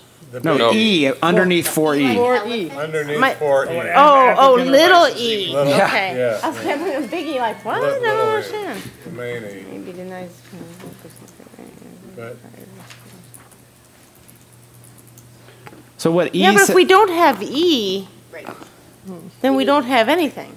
Right. No, I'm just outlining to you what the different options are. We don't have Lily. I'm not recommending any of them. I'm just We're not proposing that E change at all, but if you remove the references to the beneficiaries in paragraphs 3 and 4 above, then it's those actions of the beneficiaries that are no longer an issue, because E should still apply to the managers and grantors and other actors in a trust, but not to the beneficiaries, we believe. So we remove the beneficiaries, and they're not disclosed until the But death. Ann has an issue with that, though. No, he's just playing out the hypothetical. No, okay. I'm just, it's a question rather than so if we remove the beneficiaries, as something that's That to we be know. disclosed. Right. Only for a revocable trust. Okay. Then, we won't, we have no, we're out of that loop until the death of the, of the originator of the trust. Sure, but that's where it counts, right? Right. That's the It only doesn't time matter matters. until That's the only then. time it matters when you have a I mean, revocable trust. But I think you have to remember that our statutes define an owner as anyone has a beneficial interest. And regardless of whether it's revocable or irrevocable, that beneficiary has a beneficial interest in that license. But that interest doesn't. Right, but that interest It doesn't mature, but it's still a beneficial Yeah, interest. they can't do anything with it. It doesn't mature until death of the trustee or until the settlor, but it's still a beneficial interest. But by this logic, would We don't have any you move to control. require a pharmacy owner to list every single person in their will to whom they would be, I mean, But there's a very big distinction between a trust owning a pharmacy and a person who owns a pharmacy and who happens to have a will.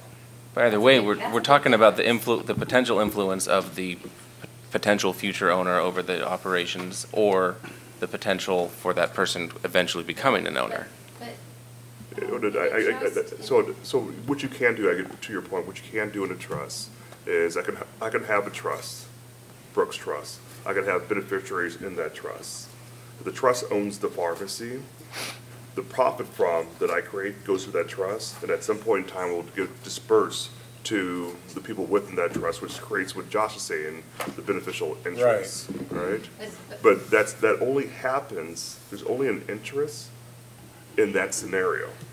But isn't there also, and this is unfortunately without Mr. Hine here, it's hard to say, but isn't there also a scenario where you can have a trust and the beneficial owners are the current beneficial owners? I mean, I think that that's the other, they're true, they're the beneficiaries, that's existing. So that's. Well, I also think, I think this distinction that we're drawing between revocable and irrevocable trusts obviously has some salience in the law. But in terms of practicality, the board is never going to know the moment at which that trust goes from revocable to irrevocable. They're not going to know that that ownership has transferred from being, purely fictitious to being actual. Because, they're not going to be notified of the death of the trustor. They're not going to. It's unlikely anybody for nefarious purposes would use a revocable trust. Well, They'd probably use the irrevocable. Well, I don't know that they would actually, because it might be advantageous, as a CPA, it might be advantageous to them for tax purposes to keep the trust revocable instead of making it irrevocable. Well, it depends on the nefarious purpose they're looking for. Exactly. But I guess, to Josh's point, revocable or irrevocable doesn't always matter from the standpoint. Control is what matters. Well, yes, control matters also, but we have a trust. You can give a gift up to, I think it's $13,000 or $14 now a year. So you put that money into that trust, right, to avoid the death tax. That money going in, it goes to your beneficiaries. And if your only thing in your trust is the pharmacy, you're slowly giving control of that pharmacy to those beneficiaries, and that's something we should know. I believe that's what Josh is saying. I don't think correct. Slowly giving I think basically well, that's what you do. You want to give 100% before you die. The whole that's the goal. The whole goal reason we went down this path, there were two reasons. One is the board did not have statutory authority to grant ownership interest to trusts until the statutory amendment. And two was to allow the board to have the same knowledge about ownership of that pharmacy that it doesn't have that about publicly held corporations, obviously, but it does about privately held corporations. It's really no different than saying who owns that corporation or who has an interest in that corporation that might, just as an example, let's assume that the beneficiary of the trust is a prescriber and that we don't know, let's say it's a revocable trust, but we don't know at what point that settlor dies. And suddenly what we have is someone who has control of a pharmacy that is also a prescriber. And we would have no way of knowing that if we did not identify that beneficiary at the time that the trust was created.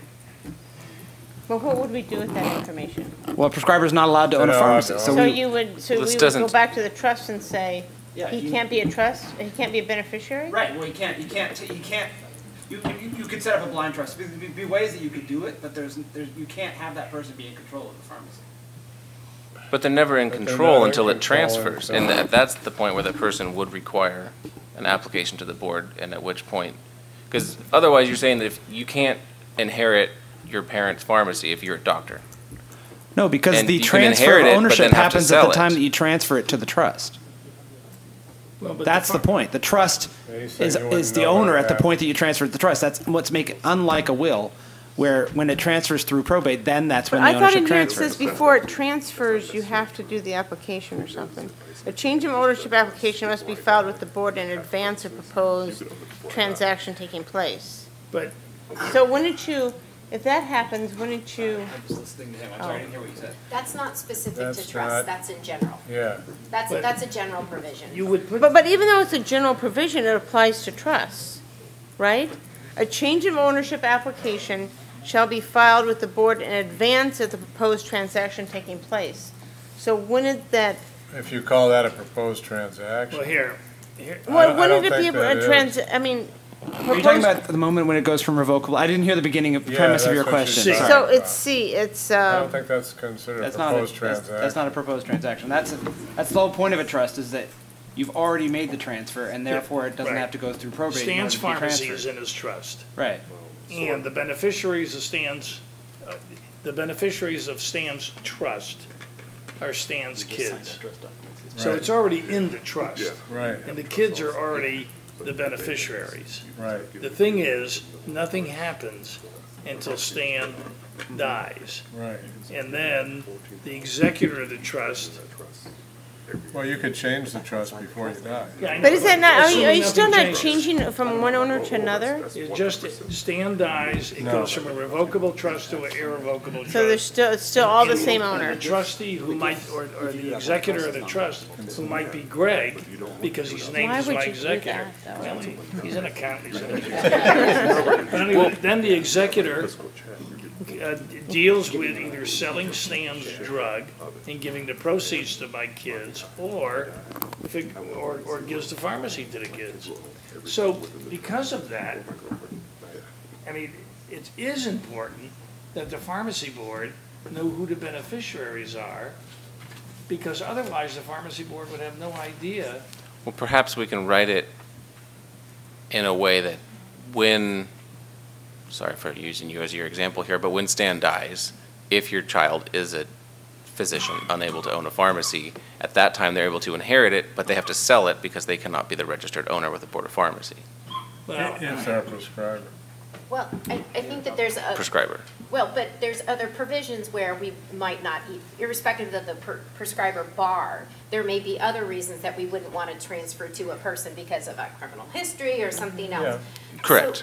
So, So why did we let it be owned by a trust in the first place? well, because that would be. Are we back to that, Greg? I seem to recall you having a different point of view. Here we are on estate planning. Okay, we're going back 4 Because we have months now, disclosure. at least. And knowledge.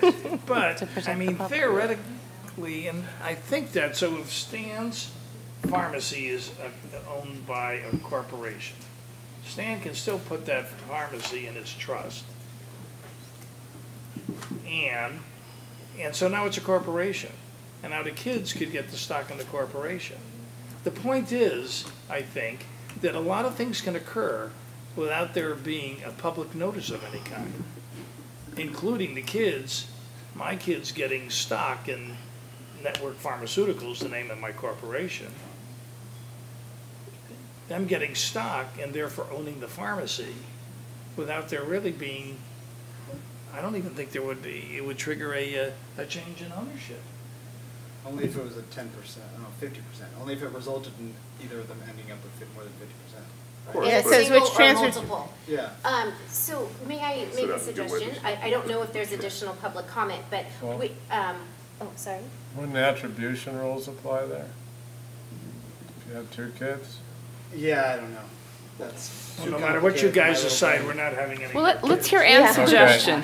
So I Microphone, please. So I think what you could do is decide amongst yourselves, hearing public comment, whether or not you are inclined to make changes at this point. It's still going to go, it still has the pre-review by the department. It's going to go out for 45 days of comment. People could submit suggested language instead of trying to draft something here, and then you could consider whether or not you wanted to make amendments as part of the rulemaking process. That might be one option for you, just to keep the ball moving if that's what you're inclined to do. How does that sound, Stan? That sounds fine with me. I mean, I was well prepared for us to go forward with this. And I tried to, you can't envision all the different scenarios, but I'm not offended by it. I was in the beginning. And the more I thought about it, the less I'm not offended about it at all. For, somebody who uses a trust, personally speaking, But it just may be my limited knowledge, which is causing me a problem. I think the big problem is if it's used in the way that you would use it and with the way that most people would use it, it's not a problem. Yeah. Right? If it's used in the way that he's talking about, then it becomes a problem if you don't disclose it. Yeah. Right. So, unfortunately, it sounds like we're going to be making a decision based on the least likely way it's going to wind up, the least likely scenario. Well, I would say that we move forward with this, that Brian, if you can come back with some language as part of your comment period or whatever, that perhaps can massage this and make it work where we're comfortable and, it's going to be you're tough. comfortable, then that might be the best solution, because otherwise we're going to sit on our hands and basically get to the same point, except we'll be 2 months down the road. Yeah. And where we are now, the board can't continue allowing people to utilize their trusts as a form of ownership that will allow us to generate a license. I think you can, but. Well, I think it's kind of like, being half pregnant. So is there any other? I have one other question, though. If we decide to move this forward, there are people hanging out there. What do we do with the ones that are hanging out Right, there? so that's what I was saying. I think we can rely on the 4035 amendment and evaluate them on a case-by-case basis until we get the regulation in that then gives everybody guidance, these are the rules. Okay. And because we have the requirement for renewal, if we issue some and we don't have all of this, we'll catch it at the time of renewal. Thank you, Brian. Thanks, Brian. Any other public comment? Okay, otherwise we have a committee motion. We have a motion. All in favor? Okay, motion passes. Thank you very much. Brian, thank you very much for your input. And Did you have a comment? if I may, so we talked earlier this morning about that process where the new regulations that Ms. Sodergren just mentioned. And so this would be the opportunity, if you would like, since you're moving the regulation forward, the regulation, its first stop will be to go over to agency before it goes to OAL and before it's noticed to the public. So if you would like, your option is to delegate some authority to the executive officer to make clarifying changes that are consistent with the board's policy direction upon recommendation by those control agencies. So moved. I'll second. Public comment. All in favor? Okay, well, that being So so let's easy. get that language so that we have it on all the new regulations. Thank you, Laura. So now we're at licensing, licensure for outsourcing facilities. Under federal law, an outsourcing facility is a facility that compounds human drugs and if the following conditions, thank you, if the following conditions are met, the compounds are sterile, the facility has elected to register as an outsourcing facility, complies with all the requirements of Section 503B, is not licensed as a pharmacy but may be compounding under the direct supervision of a licensed pharmacist, and the compounding may or may not be for identified individual patients. The FDA notes that registration of an outsourcing facility does not mean that a facility is in compliance with good manufacturing practice requirements or other requirements of Section 503B. There are currently 65 facilities registered with the FDA, 4 of which are in California. So as far as the committee discussion, we briefly discussed the provisions of SB 1193, which establishes the board's ability to issue and regulate outsourcing facilities that provide compounded meds in California. The committee noted that similar to the board's regulation for sterile compounding pharmacies, outsourcing pharmacy facilities will be inspected prior to issuance of a license as well as prior to its renewal. The committee was advised that necessary changes to the board's computer system will most likely occur in July 2018, and that's what we are having the opportunity to contribute for. As such, staff is developing an implementation strategy that includes a manual process for the near future and long-term solution, including modifications to our computer systems, which will automate some of these functions. That will begin when the department resources are available.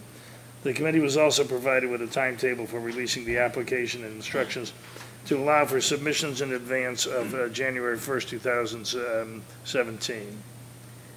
However, the committee did not take any action. We have no recommendations. I'm a little unclear what you're talking about here. Tell it like it is, Alan. Sam, would you like me to just summarize? Yeah, perhaps Ann can help you out with this. So beginning January 1, we can start licensing outsourcing facilities, both in California and those that ship product into California.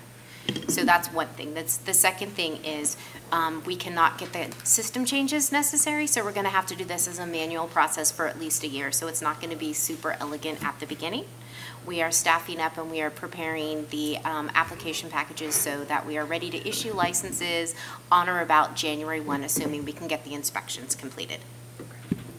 Thank you. Pretty much what I said, wouldn't you think? Well, you know. Pretty close. Email notification list requirement. For many years, the board has used the email subscriber alert system as a quick and efficient way to communicate with licensees.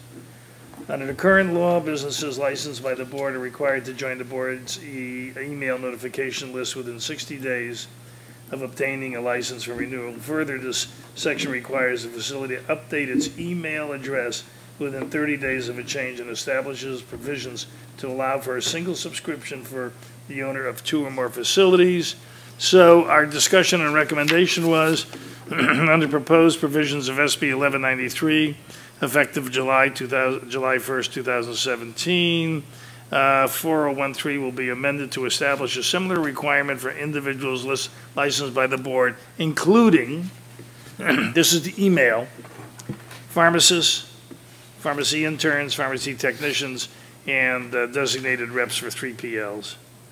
So also as part of its discussion, the committee discussed the drafting error with the provision in which the designated representative license category was inadvertently not included. So the committee reviewed a statutory proposal that would fix the drafting error, include the designated rep, and noted that the proposal could be included as an omnibus provision next year as an efficient way to address this error. So the recommendation of the committee is the approval of a proposed statutory change to amend 4013 to include that designated rep to the list of individuals required to join the email notification list. So that's a committee motion. Second, anybody? You don't need it. You're right, we don't need them. You're right. So public comment on that? Okay, call for the vote. All in favor? All right. That was good. Now, B, discussion and consideration of revisions to the board's fee schedule. The board has been discussing for several years its budget. You saw earlier in the org development, the imbalance that occurred in our budgeting. And so there is a structural imbalance in that its authorized expenditures, hours, exceeded our revenue. To address the issue, the board worked with the Department of Consumer Affairs on a fee analysis where the department determined the cost of the board incurs to provide various services one by one. And the results of the analysis were included in the board's sunset review. as well as served as a baseline to the development of legislative proposal to recast the board's fees. The proposal was included in the SB 1039 and was signed by the governor, and that's attachment number 4. If anybody is interested, it enumerates the fees, so I encourage you to take a look at it. So the committee discussion and recommendation was, the committee noted that because of the fee analysis did not include all fees, a regulation is necessary to provide the board's regulated public with a clear understanding of the fees that will be assessed to the various services, including application, renewal, as well as delinquent fees. And we discussed that the ultimate goal is to have these regulations in effect by July 1st, 17. Our recent update is that the governor signed the measure on September 29th. And as I said, attachment number 4 outlines everything as far as the fees are concerned. Questions? C. No, that requires action. Does it require action? Yeah. He already signed it. No, We need that now. to approve the draft regulation. Okay. They're making it hard on you, Stan. I don't like it. Boy, I tell you, it was easy last time. So is there any board comment, remarks? Public? Okay, and the Call for the vote? Call for the All vote. in favor? Hey, Would you like Stan, to- you're betting 1,000. Would you like to do a supplemental motion that delegates to the EO? the Do it. awesomeness that will Do it. happen? Do it. Would you like me to read it? The Yes. authority to make clarifying changes consistent with the board's policy direction upon recommendation by control agencies. This is the Okay. one reg, I don't expect you to have to use it because there's not a lot of policy. So discussion. Do we have to revote? Do we have Yes, to? you have to. We already did, we voted on it. You No, want us she to vote wants on the us to second thing as revote. well? So moved. Okay. All in favor? Wait, second. Second. All in Whatever. favor? Okay. Okay, C, discussion and consideration of next steps necessary to implement SB 952 relating to pharmacy technician licensure requirements. And this is attachment number 5. So, 4202 provides general pathways to licensure as a pharmacy tech. We've been down that road a million times. The committee has previously heard presentations on 2 certification programs, one offered by PTCB and a second offered by the National Healthcare Association, NHA, known as the ACCEPT. Further, as part of the March 2016 committee meeting, the committee compared the 2 certification programs. During these presentations, the committee was advised that both certification programs are accredited by the National Commission for Certifying Agencies. So, it is the committee discussed actions necessary to facilitate the implementation of this new provision, as the statutory language now requires the board to approve pharmacy technician certification programs. The committee discussed draft regulation language that could be used to specify the pharmacy tech certification programs approved by the board, including both PTCB and ACCEPT. The committee also discussed the need to have an interim approval process to ensure that certification pathways to licensure can be achieved prior to the implementation of the regulation. The committee noted its current efforts to reevaluate pharmacy technician program and determined it would be appropriate to include an expiration date on its approval of these programs. This will ensure that the board has the opportunity to reevaluate programs, which seems appropriate given both the committee as well as the board's consideration of possible changes in the tech programs in California. So, our recommendation is the board to approve the proposed regulation language with the amendment to include an expiration date of January 1st, 2021, and to correct the name of the NHA program. Also, the committee recommend interim approval of NHA's ACCEPT program, and we have somebody in the back of the room, and the PTC certification program until the effective date of this regulation. And that is about, so attachment number 5 has Senate Bill 952. This bill would substitute for the Pharmacy Technician Certification Board a pharmacy technician certifying organization offering a pharmacy technician certification program accredited by the National Commission of Certifying Agencies that is approved by the California State Board of Pharmacy. And it goes into the requirements, as we have talked about before, to becoming a pharmacy tech. So, is there any board questions or remarks? Do we have to add that new language? You certainly, since the committee made the other two recommendations, I would suggest maybe dealing with those first and then. We may have some public comment. Good afternoon, Madam President and board members. Thank you very much. I'll be very brief. I wanted to just thank the board again for supporting the legislation that led to this, and especially thank the licensing committee and staff for developing very common sense regulatory language to implement it, and urge you the support of both of the committee's recommendations. Thank you. Okay. Thank you. So we have a committee motion. All right, any other public comment? Okay, all in favor? So was that the vote for the regulation language? Yes. Okay. Yes. And you wanted the other language included, Or do we right, need to Laura? make a motion to modify it for the other language? Okay. That one I So would moved. recommend that you. Yeah, that was what I was asking you. Yes. So But moved. that requires a second. That's why I Second. was. Good. Second from Greg. Okay, all in favor? Okay. I did. Amy. Also, we need to vote on the interim approval. Is that a committee recommendation? Yeah. And then do we need to add this additional language? No, because this is Okay. just a stopgap measure for the regulation Okay. itself. This is so. Any public comment on the interim? No? Okay, all in favor? Okay. Okay. Hang on a second here.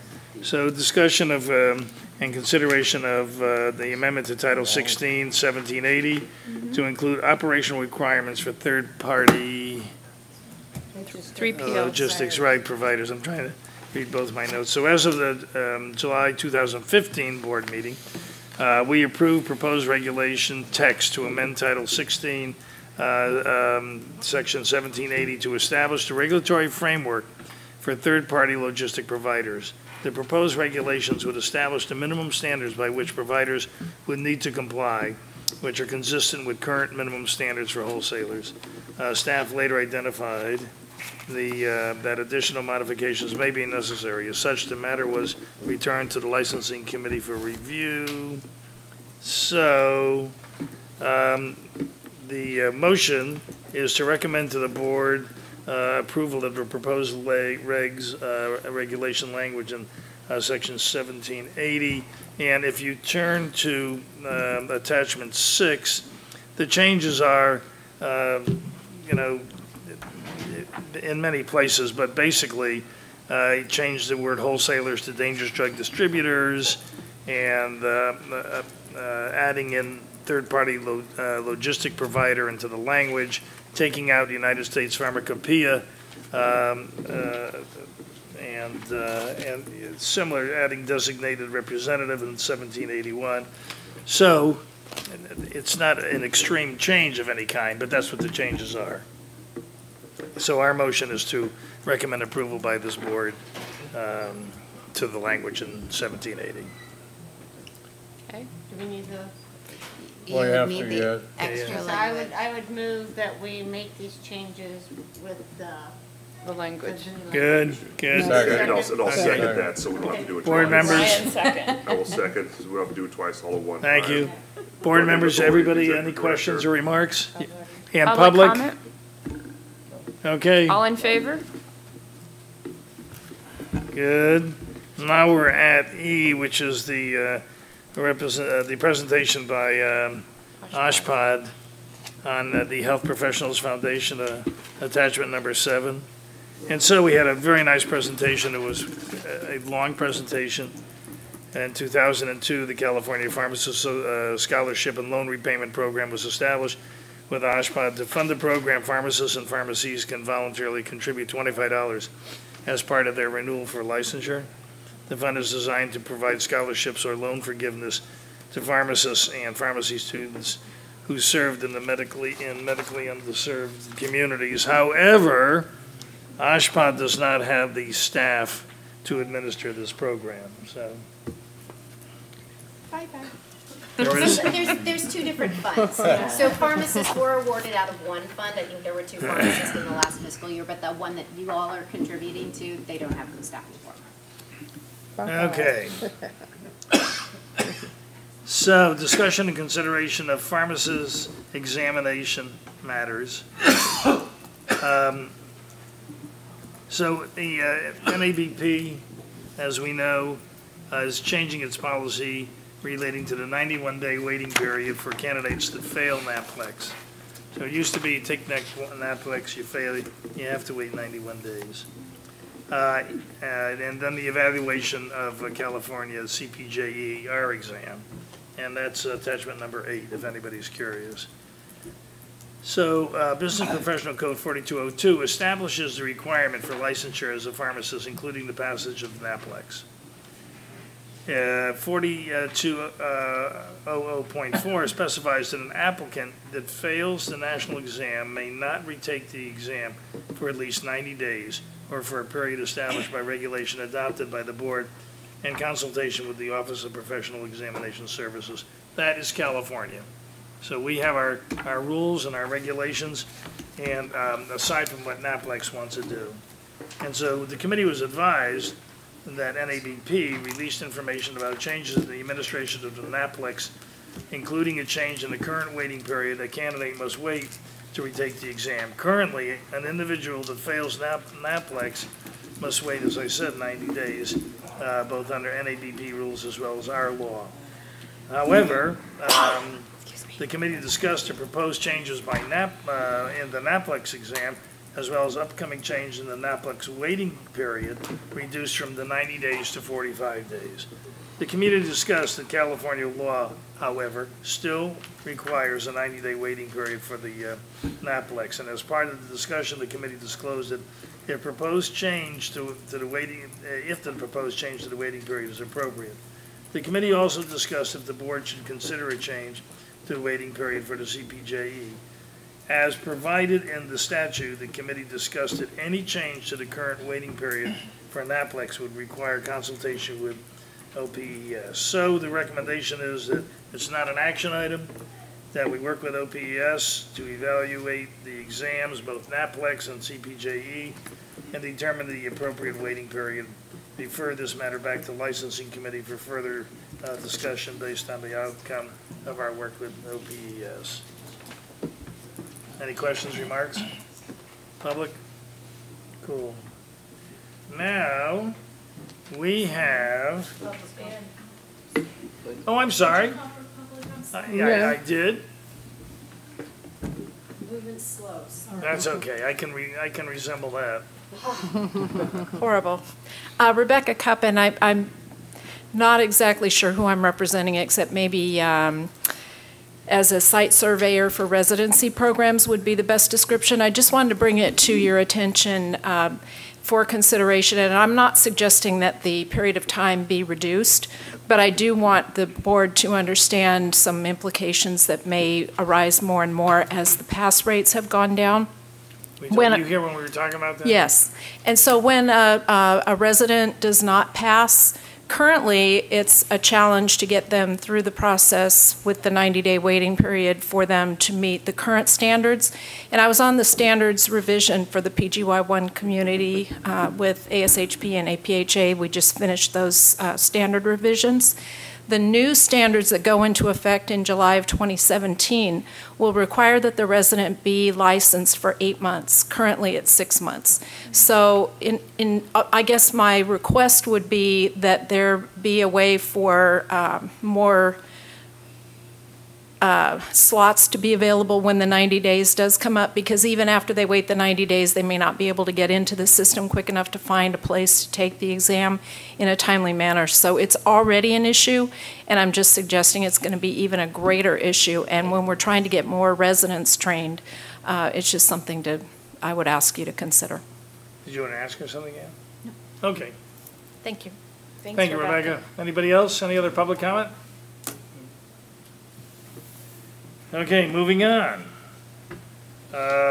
Consideration of requests from Marshall B. Ketchum University College of Pharmacy for recognition by this board for the purposes of issuing intern licenses. Is anybody here from? No, because they're trying to find out this happening in different hospitals. Yeah. Yeah, okay. It's the schedule. Debbie, That's is the way anyone it planning on reads. coming tomorrow? Do we need them to be here to do this? No. Let's I'm Anyway. wondering, do we need to get a hold of them and let them know we're doing this today? Well, it's, I can reach out, but I'm not aware of anyone calling in or coming. yeah, and it's not a big deal. I mean, because it's kind of like a slam dunk. It's not a big deal for us, but it'd be a shame if they fly up here tomorrow to find out we already did it today. Can we reach out to them just to let them know? Okay. So we have heard many times before about ACPE and about the entire accreditation process. So this is a new program, and there's different types of status, and for this particular school, it has been granted pre-candidate status with the ACPE, and this means that the school is progressing to meet the ACPE accreditation standards, but has not yet completed the process or graduated its first class. In such cases, the board must recognize the school for purposes of issuing an intern license in order to allow students to secure the training expected by ACPE. So we have in attachment number 8 a letter from Edward Fisher, the professor and dean of Marshall Ketchum University. Number 9. Or number 9, thank you. And the letter reads that on July 21st, 2016, ACPE awarded Marshall P. Ketchum University College of Pharmacy pre-candidate status, and he is requesting that the State Board of Pharmacy recognize the program for the purpose of issuing an intern license, pharmacist license to students enrolled in our program, and he's attaching an overview of their program. So the licensing committee recommends to the board recognition of Marshall P. Ketchum University College of Pharmacy for the purpose of issuing intern permits. Yeah, I was just going to add, I was part of the ACPE committee that reviewed this, this pharmacy school, and I know the committee, thought very highly of their program. And ACPE does an outstanding job. They do. It's very impressive. Yep. So that's a committee motion. Any remarks or questions by the What board? number school is this, pharmacy school? Is this 13? 15. Yeah, lots of pharmacy schools. Public comment? Madam Okay, President? call for the motion. All in favor?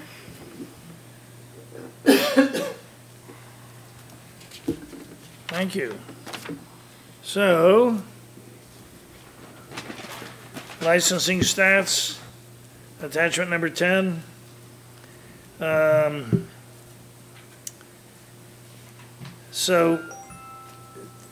Number 10, you'll see it includes the licensing stats. For the first 3 months of the fiscal year, the board has received almost 6,000 applications, including 1,550 pharmacy techs, 1,223 interns, 607 pharmacists, 951 initial pharmacist licensing applications. We have issued 3,300 and some change licenses, renewed 16,300. The board currently has 138,799 active licenses, including 44,000 pharmacists, 6,600 interns, 73,000 techs, 6,500 pharmacies, 519 hospitals. So,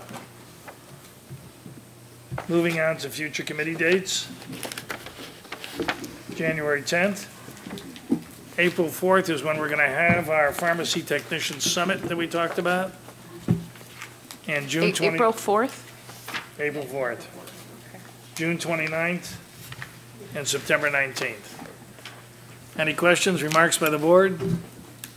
Public? That completes my report, Madam President. Thank you, Stan. Thank you. Thank you, Victor. Okay, at this time, we will adjourn the meeting for the committee meeting for today, and then we'll reconvene tomorrow. Now, Laura, we were thinking about doing a little earlier than 9 to do closed session. We cannot. No. June Even for 29th? closed session.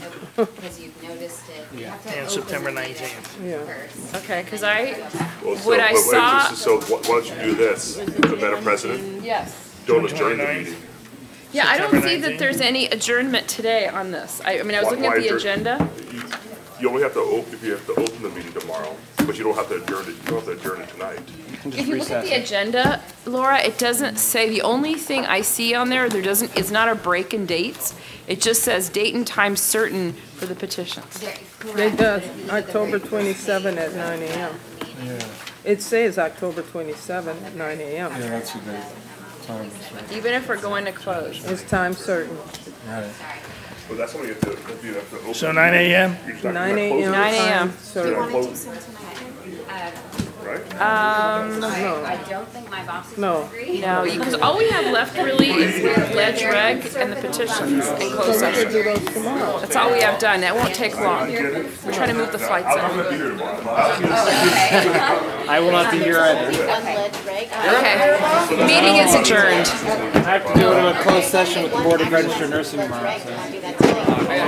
It's not going to be a meeting. So Laura, we officially adjourned the meeting. We're gonna recess. We're in recess till tomorrow. So are you here tomorrow? I won't be here tomorrow. I don't understand, because she says we have one here at 9 o'clock.